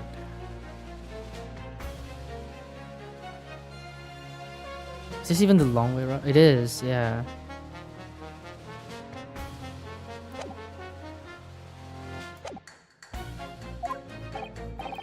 A reason why I skim my head.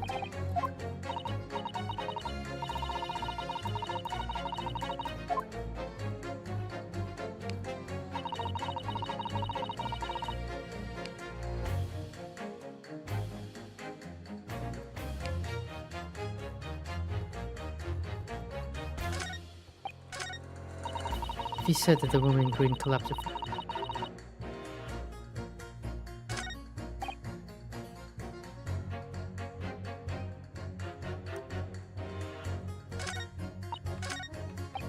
I don't get that.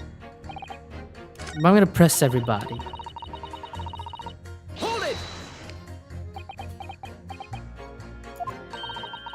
The matter, young man, you're the wife of Mr. Garrett, aren't you? That's Mr. Nasamini's friend. The master's. Yes, sir, I'm the maid, you understand. Sure, right. This is going to be awkward. Mention yesterday. Well, I was told not to mention it to anyone until the day of the trial, you see.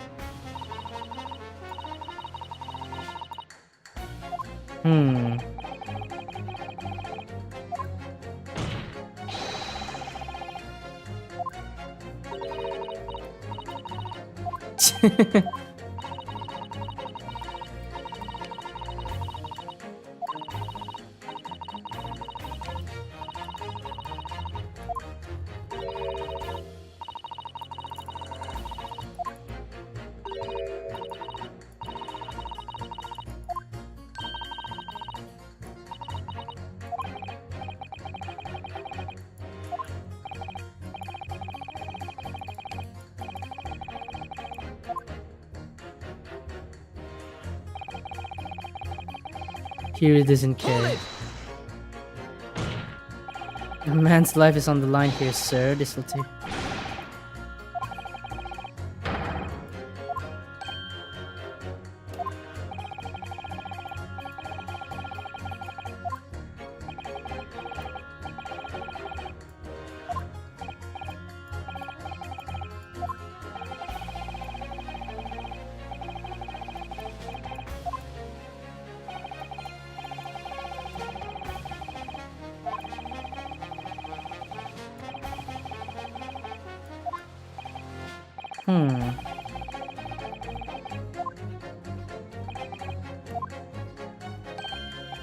It's good to remember.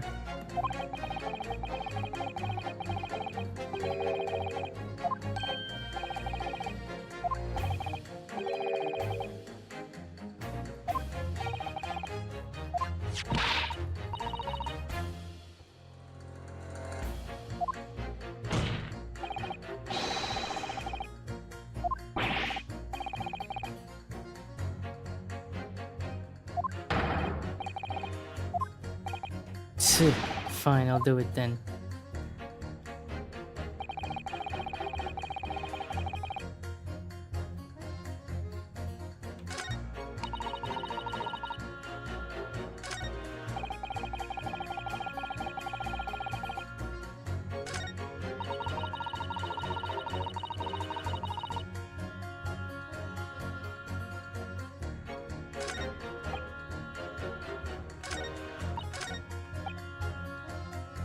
and would have gone around the houses.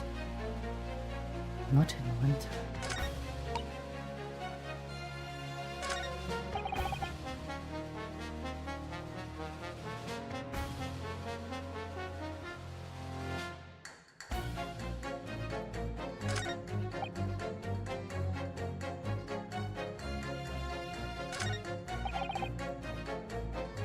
Mearsham Street.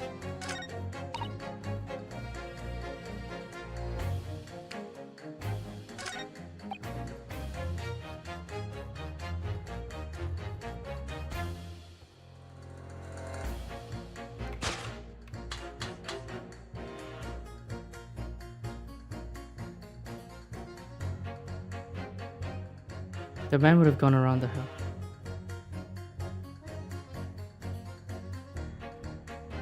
Objection! Objection! Two statements clearly at odds with one another. At odds, counsel. Explain yourself. Please don't point. It wasn't me, I swear. Hey, what? I just want to get out of this done and dusted. I don't know how to do now. Well, juror number 3. Oh, me, sir? What do you mean? Juror number 5's words just now are extremely significant. Let's take a moment to consider the implication of what's being said on our map of the local area. On the day in question, Mr. Natsume visited this bookshop to purchase a number of second-hand books. And on the same day, we now know that there were works being carried out in Mearsham Street, making it impossible. Which means the defendant's route home could not have taken him along Mearsham Street and down Briar Road. Oh, yes, of course. What do you think, sir? Well, yes, you can't argue with that really, can ya? It must have had a good 2 yards or more of the pavement up. Every gentleman and gentlewoman who came along had to turn back the other way. What? I did it! So the only conclusion is this. The defendant must have taken the longer route back to his lodgings. Yes, I suppose that he must have. I suppose they must be right. This still just different accent now. Issue number 3, you said the following. The man wouldn't have gone around the houses on his way back from the bookshop. But we see now that he had no choice. Yes!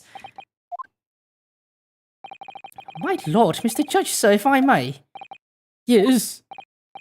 I don't think in all good conscience that I can say the man's guilty now. Yes, I'd like to see this trial continue so we can get to the bottom of what really happened. Kabam! Yeah, baby! Motherfucker! What about you, sir? Yeah, who, me? Well, alright then. If there's a hole in the prosecution's argument, it should be filled in, that's what I say. Wait, that's not even the accent. I can't do it anymore. It's just too many to do. Okay. Yes! Oh, well done, Mr. Naruto. That's wonderful. Well, we've managed to change a couple of minds at least. Straightened our position somewhat. Yes, it will prompt the other members of the jury to reconsider their stance as well. They'll be asking themselves if the current leanings are really right or not. Now, if only we could just identify one more clue or discrepancy that would make them stop doubting Mr. Natsume. We might be able to tip the balance completely. Yes, that's exactly what we've got to do. Van Ziek's looking to bring this trial to an early conclusion. That's what we have to prevent, by whatever means necessary. We have at disposal. Thank you, counsel. On with the summation examination, please. Yes, my lord. I have to say, not guilty at this point, so I can see where the trial goes from here. It's attacked from behind, she. Hold it! Do ask this man this quick. Sorry. Fold it, you say? Fold what? No. What I said was hold it. What I wanted to ask was, do you visit your books often? I like the old books they have in there, yes. Enjoy reading them to a nice cup of chilled tea. That's my daily routine, you see? Same thing every day, including the day you're all talking about. And what time did you visit your books on the day in question? Well, I was picking out books I'm there a whole afternoon. And it would have been just before 5 that I left. That's my daily routine, you see. Same thing every day. During the day, you're all out talking about. Just before 5, you say? Exactly when the victim was attacked. Are you sure about the time? Oh yes, no mistake there. I remembered it was, well, not about to forget the day in a hurry. Not a dreadful time I had. What do you mean? Well, I was walking down Calabash Road when I slipped on ice and dunked my head. Calabash Road? Ah. Calabash Road. It was worse after still stopped falling. That's when it's more slippery. Knocked myself clean out, I did. I already thought my number was up. Make it straight. This happened on Calabash Road. That's right, I live in Cornpond. See, heading down Calabash Road. Juror number 6. I must insist that you add information to the final statement. Extremely significant. I'm sorry. Extremely sick? No, I'm quite alright now.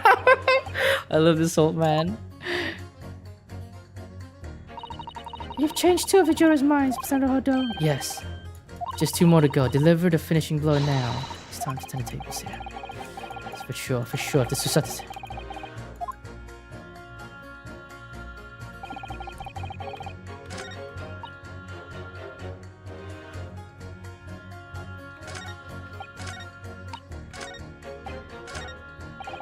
I slipped over that evening. I'm gonna press this.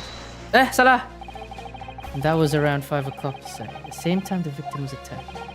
I don't know anything about the girl who was stabbed, but my dinner's on the table at the same time every day. For the record, could you please identify the precise location of your fall? Goodness, it was eons ago. I'm not sure. I can remember. It was 3 days ago. Try degrading your memory, please. Well, let me see. Especially slip around about... Oh yes, I remember now. Just on the corner here. What happened to you then? Were you alright? Well, you don't get too many people down at Calabash Road, you see. So there was no one around when I fell, no one around when I knocked myself out. No one around when I came again, and no one around when I sneezed. So I picked myself up and went back to my nice warm house, where my grandchildren were waiting for me. A sad and lonely picture you paint, sir. You were fortunate to not have a frozen death.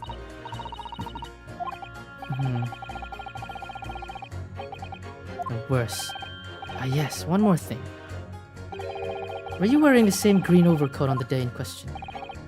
Absolutely. It's the only coat I have. It took until the morning to dry out properly. Good job, too. I'd have nothing to wear here. So count your blessings, I'd say. Ho, ho, ho. You're not Santa Claus. I suppose we should. This gentleman certainly had the close shave here.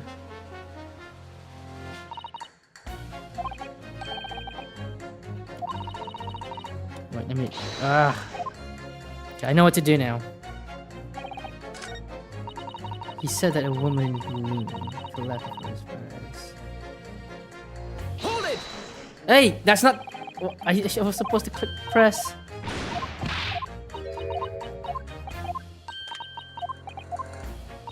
She looks like Olive from Popeye.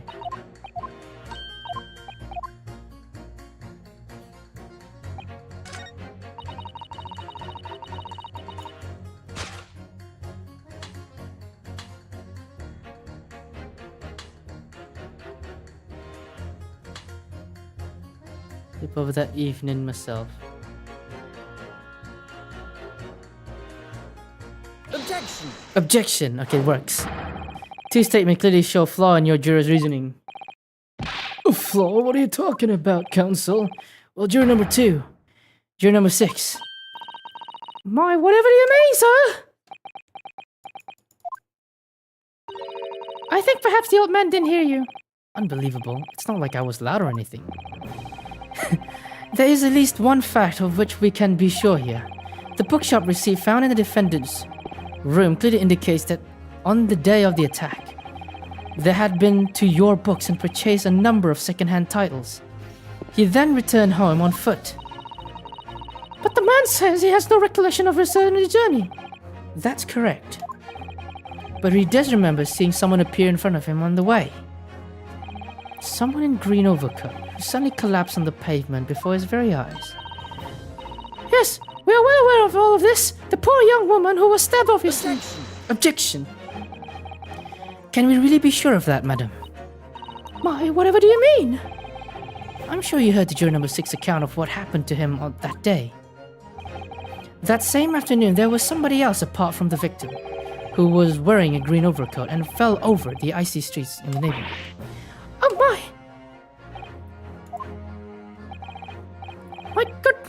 My goodness, you mean? That's right, if I'm referring, of course. The hard of hearing juror number 6. Oh, are you suggesting that the person in green overcoat whom the defendant saw collapse on his very eyes was the jolly old gentleman on the end of the bench here with me today? That is entirely possible, yes. After all, the old man has somewhat similar build to the victim. Well, look at that. My goodness me! Sorry, you need a pee? This old man. And crucially, we know precisely where the old man in green overcoat fell. Calabash Road. Therefore, if the person whom Mr. Natsume saw collapsing in front of him was in fact juror number 6, it means the defendant must have taken the long route back to his lodgings. And if that's true, then clearly this crime scene on Briar Road, where the woman was stabbed, was not on his way home. Oh my! Whatever. You idiot old man, if I'd have been so daft as to be roaming around there, I would have boxed this off hours ago. Is he really Scottish? I don't feel it from him. And really, what were you thinking wearing such a buffing coat? What do you say to me? Is it a crime for the only to walk the street these days, Is it a crime to slip over on ice? Is it a crime to keep up with the latest stars and wear a beautiful green overcoat, is it? Hold it. Oh. Well, Lord, I do hope it will cause any inconvenience, but Like to change your leaning, I presume. I do declare that I should like to call for a verdict of not guilty. Thank you. And I would too. What? Is it a crime to change your mind? Is it? Well... Kabam! Yes, baby!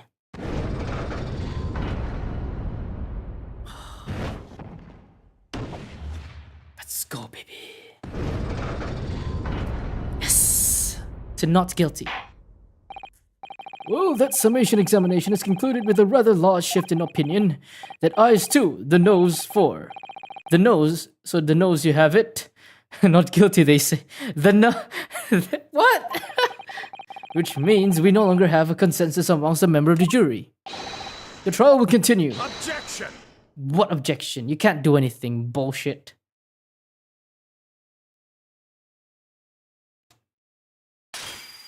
Ooh. But it seemed churlish of me to drink from my hallowed chalice moments after raising an objection, only to crush it in disgust. Pray forgive the discourtesy. Lord Van Zeeks. It seems I must retract my earlier remark. What do you mean? I mistaken credited the jurors with intelligence by describing them as insightful. Yet we have just witnessed them falling for a cheap trick performed by an instant entertainer. Aye? Whatever do you mean? Objection. I haven't tricked anyone. Everything I've said is the truth. Indeed. Stalwart juror number 5 undoubtedly repairing the road as he claims. I believe you said it was a good 2 yards of pavement which you have excavated, sir. That's right. Took me a whole day. That's right, took me a whole day and they paid me a measly tuppence for it. Now my lead Nipponese friend tell me, do you have any notion of the distance of 2 yards represents? Well, if I'm honest, I don't have a clue now. 2 yards is a little less than 2 meters. A little less than 2 meters. That's not much at all. In other words, a distance ready vaulted by anyone of moderate vigor. Would you not agree, my stalwart friend? Me? 2 meters. That's like a door size. I can't say you're wrong, no. What? And did you perchance erect a sign to prevent pedestrians from passing the site of your works? I wouldn't dream of it. What a waste. No coaches would have had hope of passing anyway. And we just turn any gentlefolk back when they come. Kids jump right over us all the time. It's true, it's true. The accused is no gentleman as far as I can see. I have little doubt, however, he could spring over to your trench and meanderings around town. Oh! Is that true, is it? The incontrovertible truth is that the books just purchased by the accused were found at the scene. There can be no doubt that on his way back, the Lord James Mr. Natsume walked down Briar Road. Ugh, crushed in a single sentence. And that old man. Cold man, you can talk. You say that around 5 o'clock on the day in question, you slipped and fell on Calabash Road. Pray, was there a suspicious-looking Nipponese behind you at the time? Oh, I can't say I remember. You don't remember? How about a wager, my learned friend? You said it was the old man that accused saw, but I would lay 1,000 to 1 against you being able to prove it. Ugh.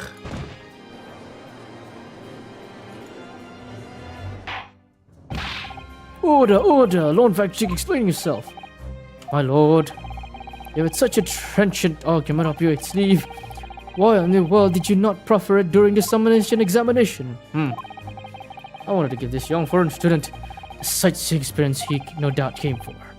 I wanted to see for himself how the opinion of the jury is so readily swayed. But my hospitality has its limits, and they have been reached, I feel. Whoa. Whoa! He's getting serious. He took off his coat. His cape, I mean. So my learned friend, today's sightseeing tour of London is now over. What are you talking about? My lord, the prosecution requests permission to call its next witness to the stand. Granted, bailiff, bring forth the witnesses. It's next witnesses. Mr. Protato, do you remember? I've been told on several occasions that there were eyewitnesses of the incident. Yes, I remember. One of them being Scotland Yard policeman, no less. I'm afraid that's likely to be the prosecution's next witness. All right. No matter who Van Zieks brings to the stand as his witness, no matter what they say, I believe in Soseki-san. I know he's innocent, and I'll keep believing to the very end, until this battle is over.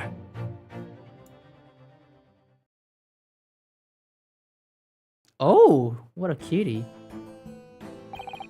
Witnesses, please state your names and occupation to the court. It must be the boyfriend then, because they have the same scarf. Constable Rowley Bates, sir. Offering to report on the street, sir. And I'm Mr. Bate, Miss Bate. Patricia, my name. Proud to say that I'm this young town's hero's wife. Oh. Well, same thing, damn. It's really Scotland Yard. What's the story here? Well, in truth, we've not been married long. In fact, we celebrated our first anniversary only the other day. No, it's your husband I was talking. Talking about he seems tired. They did the deed. Hardly surprising. Was being an honorable occupation patrolling the beat in the most demanding work in the world. Oh, really? I'm sure I've heard that before, actually. Indeed, apart from the rare days off, our gallant officers trudge some 20 miles a day, you know. They patrol boarding houses and pubs collecting taxes, survey the streets, check the meters are reading true. And they are responsible for keeping the streets clean and lighting and extinguishing our streetlights. There are a number of items on the list that don't sound much like policing duties at all. I wouldn't just be falling asleep on my feet. I'd have collapsed long ago. But it goes without saying that a policeman's primary duty is the apprehension of criminals. Okay, maybe one objection and I'll go to bed. Yeah, I'm getting tired. Even when he's off duty, a constable is expected to investigate and resolve any crimes on this beat. But old London Bobby is a man of honor. He's eating his thing. A man of slumber. The day in question, this man and his wife were walking down Briar Road on the opposite direction.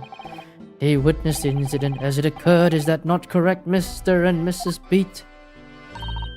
That's right, sir. Is it Raleigh? Constable Raleigh, right, sir. Nothing to report on the street, sir. What a great witness he's going to be. Just one objection. Very good. I'd like to hear from the formal testimonies now, please. You'll tell the court exactly what you saw on the afternoon of the incident. Yes, sir. Went back to sleep.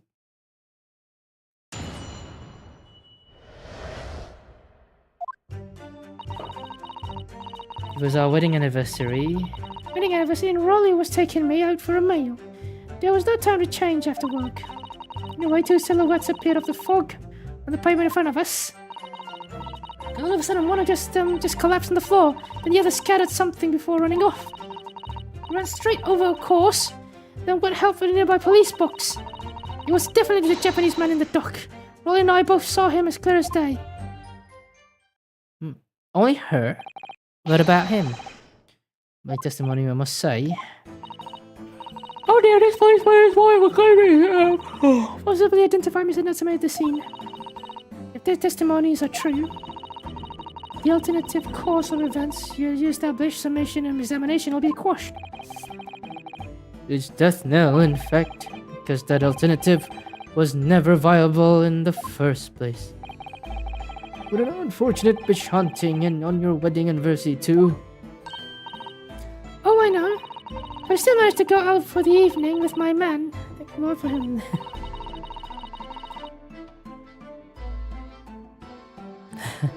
Gosh, the life of London Bobby sounds very hard indeed. Indeed, however, this cross-examination will be over in minutes. We may well have time to rest this afternoon. What do you mean by that? My learned friend witness saw the face of the man fleeing the scene. They are testifying under oath it was no doubt the accused was Akine Natsume. And one of these witnesses is a policeman, no less, so you appreciate the gravity of the situation, I'm sure. Except that man's so tired, his wife has to do all the talking. The Premier Counsel for the Defense commenced the cross-examination. Yes, my lord.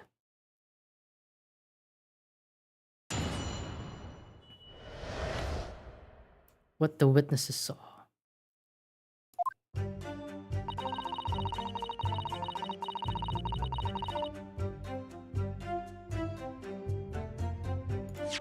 I'm just gonna check out the records here.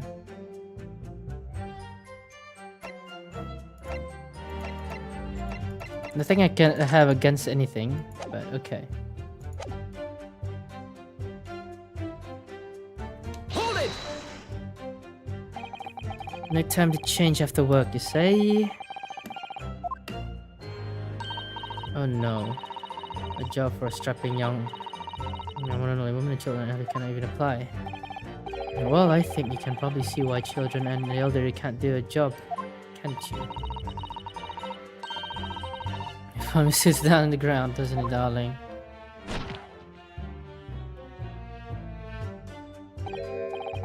Oh. My beat. Pat and I were heading back to the station. I was actually getting changed there. Talking in his sleep. This is creepy. I know, Rolly, I prefer much you in your uniform. Plain clothes. Doesn't seem healthy.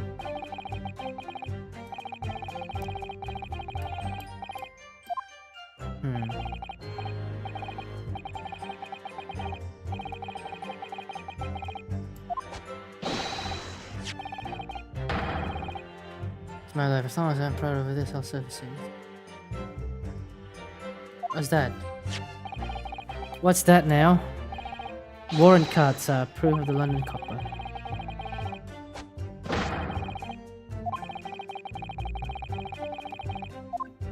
Can we add that to the code? I want to see it. 20 miles.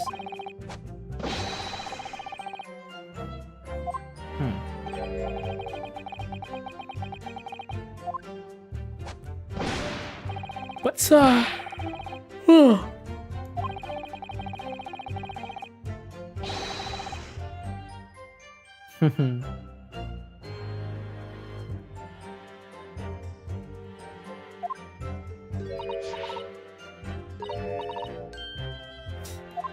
I get too lovey-dovey right now.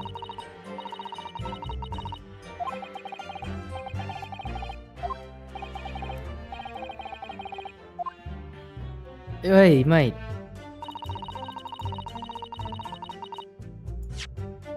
It's not in the court records. Okay. Hold it!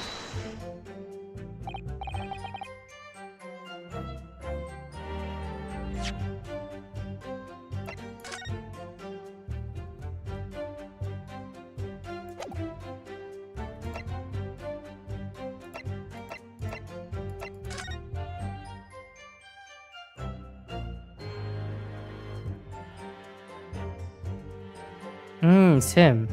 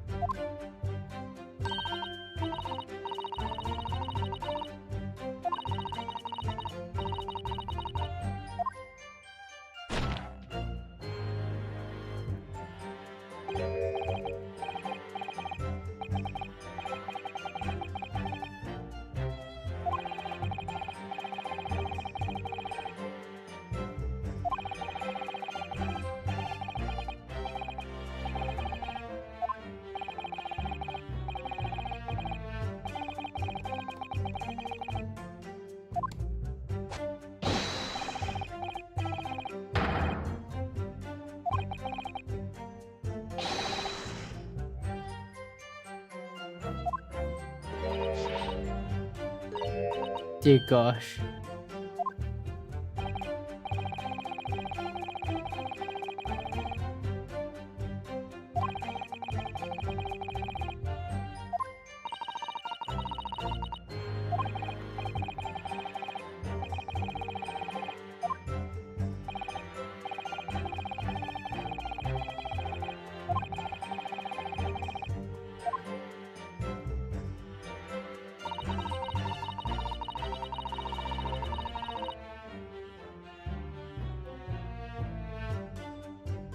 Hold it! Scattered something. What do you mean by that?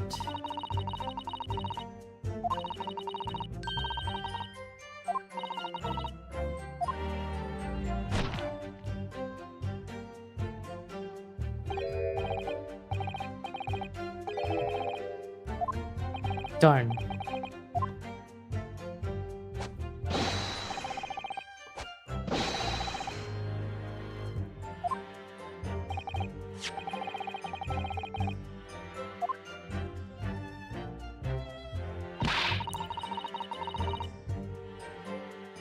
Hold it!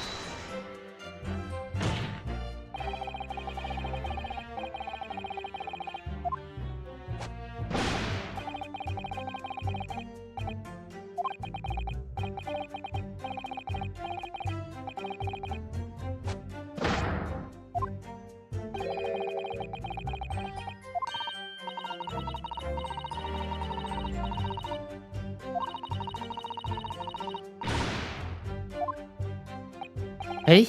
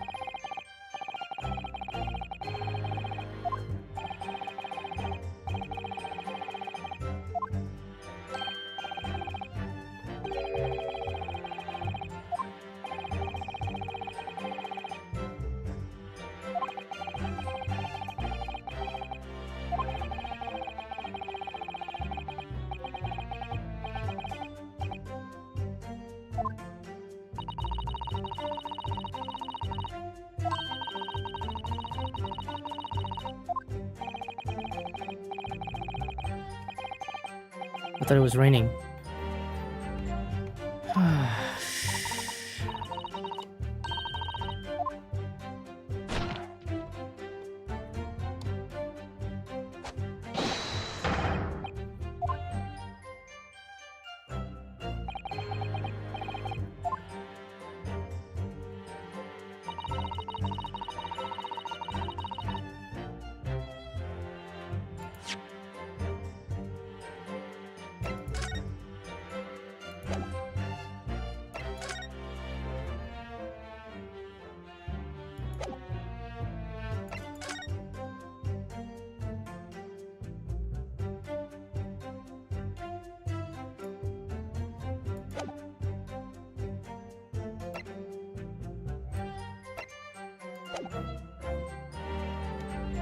Many good Hold it! questions.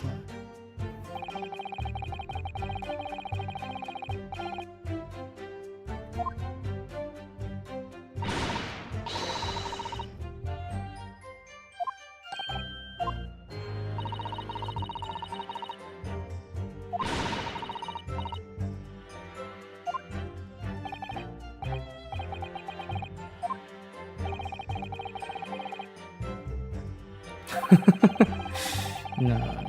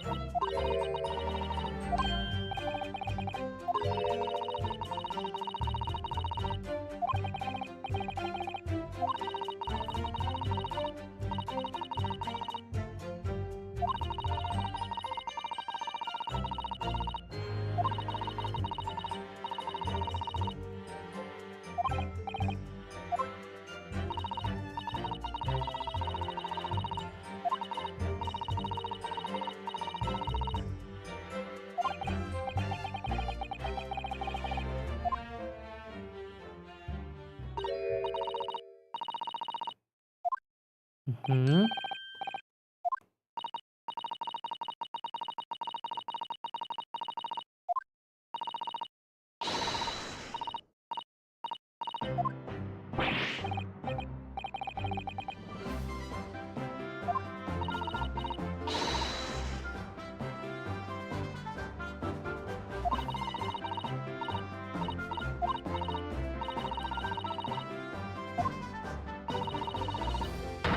Pretty cute, actually. Oh, I should be doing some voicing, ain't I?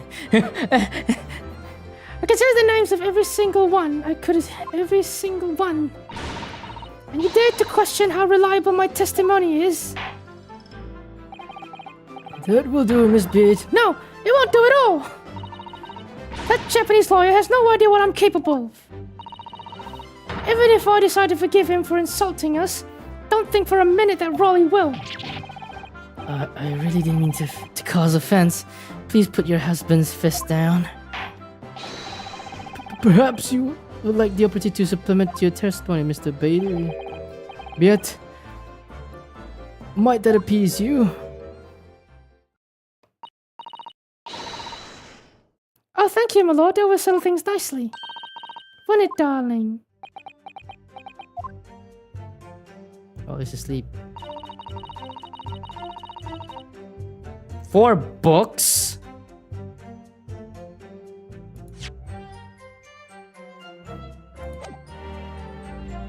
I'm just gonna like, you know, I'm curious, like if it just you know, mate. The 4 books of drama services you might, yeah, purchased by the queues.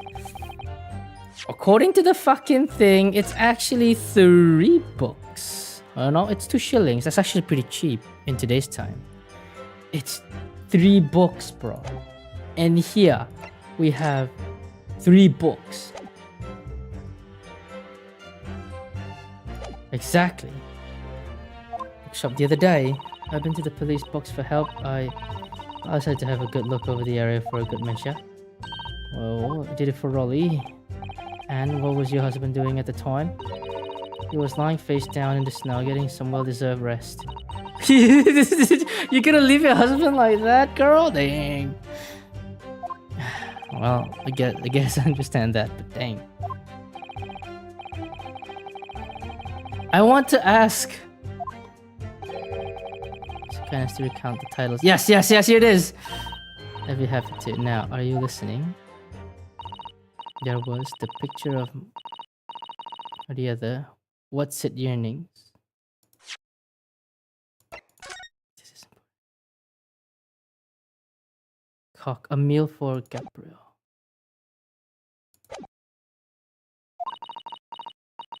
A meal for someone.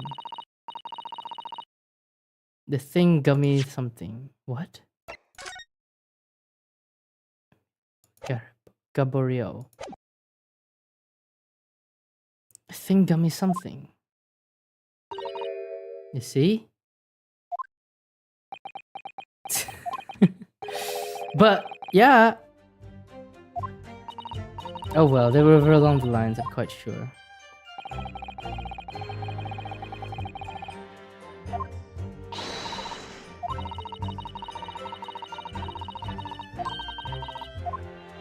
I think he's just waiting for me, Mr. Van Zieks. Says my Patricia will have to answer to me too. Dude, he's holding up a gun. Dude, put the gun down. Nobody needs to get hurt in this courtroom. Terrifying. Yes, she really is.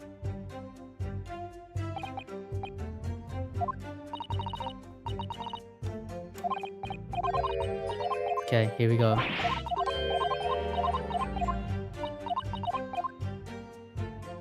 I think it's not the receipt. I'm gonna try using the...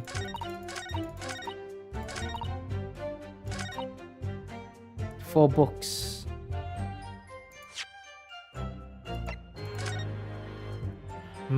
These are only 3 books, unfortunately. I'm gonna present. No, that's not what I meant. Okay. Objection! Objection! What? The internet part is going down. But whatever. So you're saying that they were 4 books? Yes, I remember all of them. Ah, my head. What the fuck? Should I refresh here? No need. It's already there. Remember, was it doing and things on here? Sorry, Mr. Biet. But there is a fundamental flaw in that statement of yours. Oh no! What flaw? Oh, you don't have to do that. Simply that, at the scene of the crime, there were only 3 books, not 4. What? Have a good look at this photographic print of the scene of the crime. As you can clearly see, there are only 3 books. But no, that can't be. I saw them. I know what this is. Yes, you can't fool me. Sorry? Is that a big old lump of a dead body? That lady's so large it comes blocking the view of the fourth book, that's all. Let's at least try to remember that the poor woman isn't dead, even if we're insulting her size. No, I'm sorry, Mr. Beat. But Mr. Natsume could not have possibly have dropped the 4 books that you described. Why not? Fascinating. And from your assured tone, something you could readily substantiate with evidence, I presume? Ah, evidence. Yes, I can. This is the only evidence until tomorrow, Saturday. Counsel, you will present evidence to substantiate your claim to withdraw. What proof you have that the accused did not drop 4 books? Present! Take that! The evidence is right here, in the form of this bookshop's receipt. From your books? Yes, this receipt details Mr. Natsume's purchases on that day. But as you can see, only 3 books are listed. No! Therefore, Mr. Natsume would have only dropped 3 books at the scene of the crime. Which means that your powers of observation, madam, cannot be relied upon. You know, wake up, dude. She's looking for your help. So it cannot be denied that though you said it was the defendant you saw, you could very well be mistaken. Oh no! Oh no! Oh no! Oh no! No! No, he's died! Objection! 2, 3. Alright. Do you have a receipt for the victim as well? Evident that it is your powers of deduction that cannot be relied upon, my learned Nipponese friend. What? Oh, come on, stop wasting our time with that glass cup. What cannot be denied is that these 2 witnesses saw the accused running from the scene. That true, that I agree. The fact that you know very well that you have no hope of disproving. Huh? Ah. So you've striven to avert attention by that dint of some inconsequential discrepancies. Would that be fair? He sees right through me. But your plan has somewhat recoiled against you. What are you talking about? It is quite simple, let me explain with a toast. To the policeman's wife and her entirely accurate testimony in every aspect. Oh! You see, the matter is not up for debate. The scene on Briar Road, a total of 4 books was most definitely found. Objection! Objection. But what about the photographic print? It only shows 3 books. Quite right, only 3 can be seen in that print. That print? You mean to say... Allow me to present another one that shows the victim's hand. The Lion's Pride. Holy fuck. Wait, no, wait! Yo! That's the old man's book! I don't believe it. It's the 4th book. What did you say? This is not... As you will observe, the 4th book was hidden from view of the original print by the victim's torso. No. This is not it. Something's fishy's going on here. Right, that book does not belong to her. Order! There, you see, look at that. Look. Yes. That book is suspicious. It doesn't belong here. It doesn't belong at the scene of this crime at all. Dear God, where is this now? I have poor connection at the moment, hee. Like I just said, isn't it, my darling? The Lion's Pride. Add that to the court record. That's not. I know that book. It's Mr. Garadab's book. And it looks like it's been burnt. Yes, sir. Patricia's always right, sir. Let us study the receipt for the books purchased by the accused on the day in question. Mr. Beat, the title once again, if you please. Oh yes, of course. The picture of Monsieur somebody or other. The picture of Monsieur look. What's it, yearnings? Canterbury earnings. A meal for someone? A meal for Gabriel, in fact. As the court has just heard, the witness remembers the book tells flawlessly. Save for the... No, bro. One more book. One more book, brother. Nah, bruh. One more book. Did you hear that, Raleigh? The gentleman paid us a compliment. Yes, sir. Flawless, sir. Patricia is flawless. I think he means more than just that, brother. Hehe. The book's in receipt, Mr. Mentioned 4. There's nothing surprising about that. The fourth book is what's shown in photographic print. Nah, bruh. Sorry, counsel, but does that not seem odd? Why should the fourth book be omitted from the receipt? It's not odd at all, my lord. But the photograph clearly shows the fourth book was found in the victim's clutches. The lion's pride. The thing is something. To the victim. The victim was holding her own book. I wonder what became of that fourth book. Obviously, it wasn't overlooked by the investigating officer at Scotland Yard. I have it here as evidence. You will submit that and the aforementioned photographic print of the court, please, counsel. My pleasure, my lord. Look at that. Okay, that book looks burnt from there. Alright, here we go. It's a good check before I end the stream. Rest, say. Aha. I knew it! Oh, look at this! The book has been badly burnt. Yes, it is. Remember what Sherlock Sholmes once said?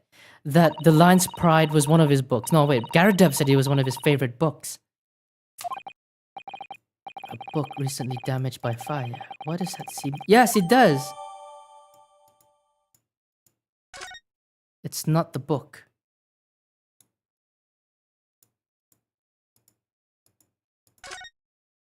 Mr. Gardeb, though. Let me see. It's a book entitled The Lion's Pride. I don't know any English literature at all. Would it be something I've heard? Wait a minute. The Lion's Pride. That's strange. Yes, I have! And very recently, too. The title I recognize, too. Mr. Narhodo. Yes, it is. There. It's burnt. Maybe one more objection.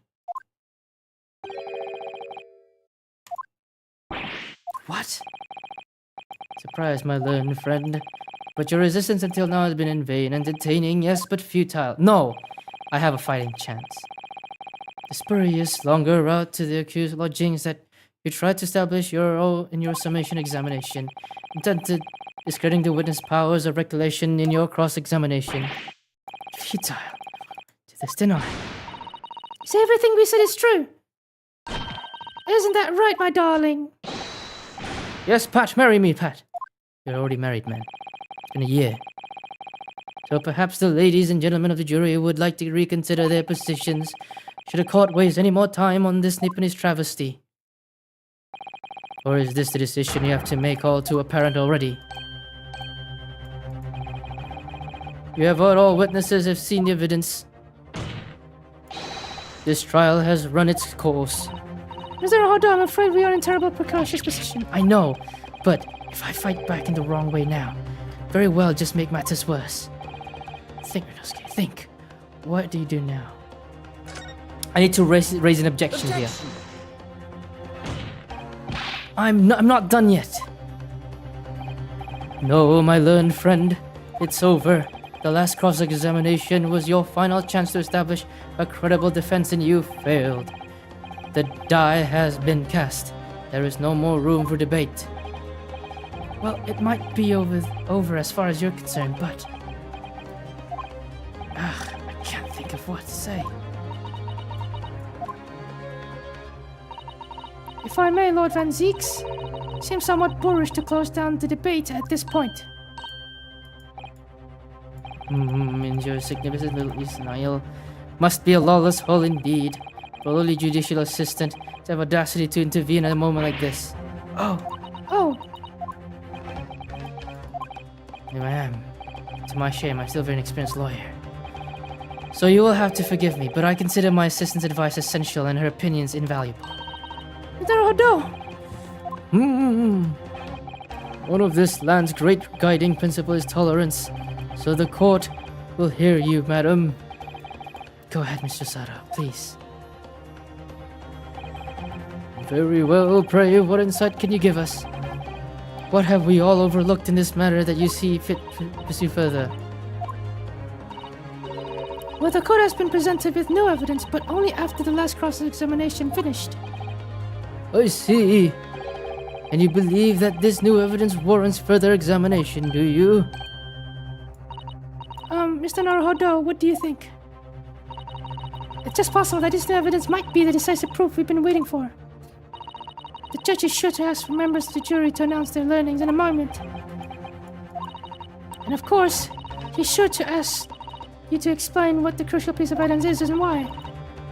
We must make this opportunity to examine the newly presented evidence. Yes, that is true. I understand, thank you. This is it. Let us manage to win us some last chance here. What a waste. The defense wishes to present evidence, my lord. Very well, the defense may present one further piece of evidence. There's a profound insight into that case.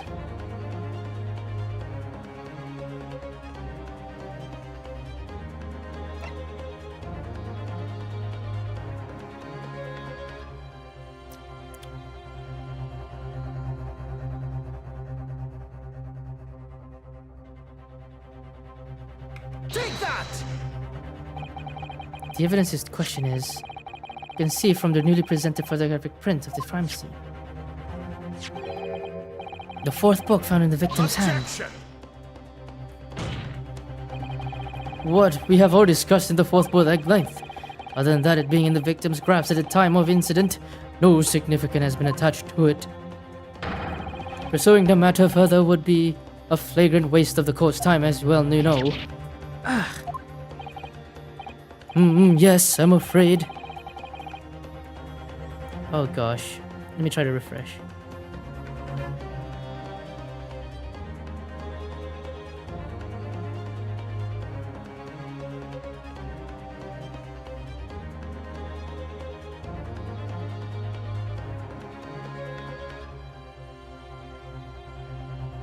Dude, is the internet fine? It's been like, yo.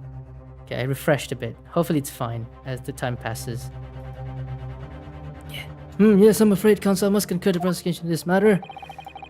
When I afforded you this opportunity, you led the court to believe that the evidence in question contained a ethereal, undiscovered clue.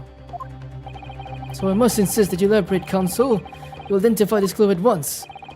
Do I make myself clear? Yes, my lord. It's, Mr. Naruhodo, I believe this prosecutor is trying to avoid a thorough examination of the evidence, which means you may very well be on the right track. Yes, you might be right. I saw his face. I saw his expression. So, counsel, precisely where is the vital clue to this case which this fourth book conceals? The vital case is this part.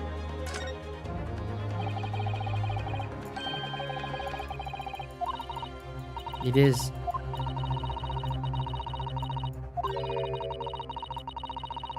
This belongs to Mr. Garadan.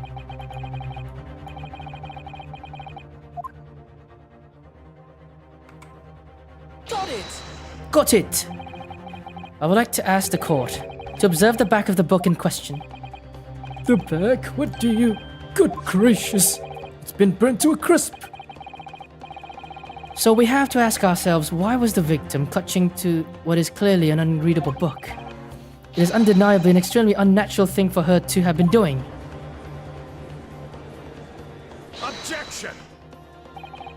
Unnaturally, you say, and what of it, my nip and his friend? Oh, Were I to concede the point if it bears no relation to the case, there is nothing to discuss.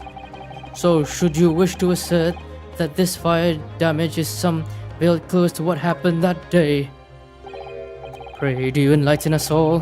What truth does this charred book hide? A charred book. Just one possibility here. can't quite bring myself to rule out. An outside chance, certainly, but worth a try. Alright, I'll explain my theory. Don't keep us waiting any longer then, Counsel. Explain this theory of yours. What are you trying to suggest? Certain from the fire damage delay your inevitable demise. But do remember, the members of the jury may well burn you if your little gamble goes awry. Counsel, the defense response very likely to influence the final outcome. There he is. So tell the court, who do you claim the owner of this burnt book? Take that! Take that! The answer is that the book belongs to the couple who owns the house where the defendant has his lodgings. A certain Mr. and Mrs. Garadap. The landlords? And whether this is some extraordinary coincidence or some kind of fate at work, I don't know, but of all the people in London, one of the 6 chosen for jury duty in this courtroom today is none other than Mrs. Garadap herself. Oh my goodness! Me? I think you must be mistaken. I'm not Mr. Garadap's wife. I'm his maid. Things would be so much easier if you would just drop the pretense. Alright then, how about a simple question for you? Have you ever seen this book in Mr. Garadap's house? I would never presume to know all the books he keeps, sir. Objection! This is outlandish behavior. This woman is the accused landlady, you say. Okay, this hardworking member of the public, you besmirch her without a shred of evidence. Your actions are unforgivable. Objection! Nah, this is where we turned up tables on you, buddy. This is not a mere conjecture. The defense happens to know that on the day in question, at almost exactly the same time as the victim was stabbed on the pavement below, another incident was taking place in the room of the top floor of Mr. and Mrs. Garadap's house. Good lord, what sort of incident, Counsel? A fire, my lord. Afraid to say it was happening in a blink of an eye, you say. The whole place was filled with smoke. Couldn't see a bally thing. Didn't take long for the fire to spread, of course. Bally furniture started growing up as well. Where is it? Moving here, man. Stop. Worst of it is, I lost my favorite book called The Lion's Pride. The Lion's Pride? Why, Shove. The very same title that's the subject of his debate. Oh, damn me! Objection! This is risible. Risible? Now he's confused as hell.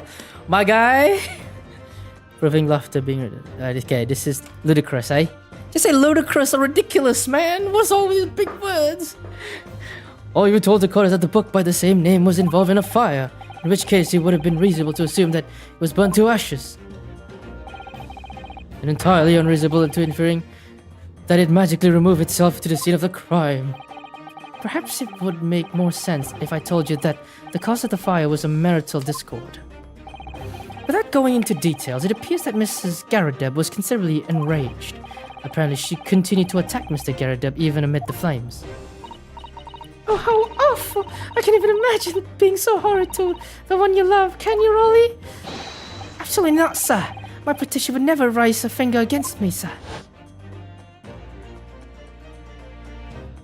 There we go. Had all my favorite books and old novels in the case. But as soon as the fire got hold of them, that was it. Whoosh, up in smoke. And the wife started hurling things at me. There was I, back up against the window, under heavy enemy fire. Under enemy fire, he calls it. Instead of books incoming, tens of dozens. The man had his back up against the wall. Window had his burning book thrown at him. Goodness gracious, are you suggesting that the books was thrown through a window and landed coincidentally at the scene of the crime? Objection! No, a thorough investigation surrounding area was conducted the very evening of the incident. There is no report of Garadap's window pane being broken. That's quite true. We also saw no signs of broken glass when we visited the Gyartub household. But it's not conceivable that the window was open at a time in... Not even remotely. Let us not forget the season and the chilling weather that accompanies it. No Londoner would ever leave a window open in the middle of winter. Ah, that's a good point then. Then how the fuck did the book get there? Does that defense postulate the scenario in all seriousness, Consul? You honestly claim that the book found at the scene was a flaming projectile thrown by Mr. Gyartub's wife? I believe it's a possibility, my lord. That's quite enough. Yep, it's her. I knew it. Well, I hope that everyone can see you for what you are now, you little foreign trickster. You call yourself a lawyer, but you're just a coward, a mean coward. How am I a coward? I'm fighting back. Really? Claiming that our little tiff set the whole naval under light, honestly. Implying that I'm merely posing as a maid for appearance sake. How could you? There's nothing to do with this beastly case. Not any of it. All you've done is sully our family's name. No, I assure you that was never my intention. Dragging an upstanding citizen's name through the mud simply to divert attention from your failing defense. I should box your ears. That's what I should do, unforgivable. Too right. Here we go. How long have I been sat here now listening to this Nipponese spout all his fancy foreign theories? But think about it. At the end of the day, the only person he could have possibly have stabbed the victim is that little hunchback with the mustache. And he ran away from the scene too. I do declare you're right. It's true. Yes, what did I tell you? Makes sense to me. Sorry. What's that? Whoa. Well, it would appear that the ladies and gentlemen of the jury once again full agreement. What is your position, Lord Van Geeks? In truth, my lord, I feel these have been unnecessary protracted proceedings, but then one must always exercise patience in order to savor the best vintage. No, wait! The mystery of the fourth book still hasn't been... His legs. He's showing off his legs, man. If books are your predilection, my learned friend, study them on your own time. The fuck, bro? What? No, forgive the discourtesy this time? In that case, ladies and gentlemen of the jury, will now state your individual regarding defendant's culpability for the court to hear. Guilty. Guilty. Guilty. Guilty. Guilty. Guilty. Guilty. Guilty. Guilty. Again.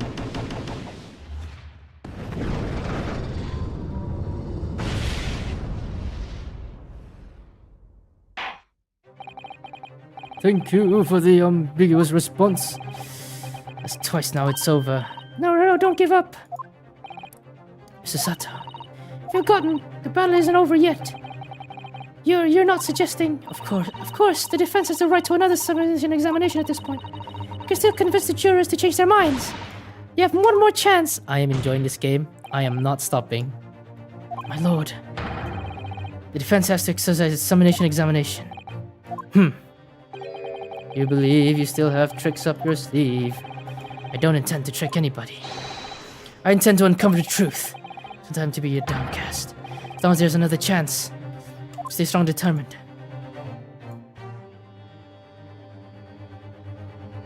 Okay, I think I'm gonna save it here then, since it's to be continued, yeah? Whew, I can't wait for the next time. Fuck, I'm tired. And hungry. I'm tired and hungry. Alright, thank you for coming and thank you for watching. I am going to end the stream here. So, I'll see everybody.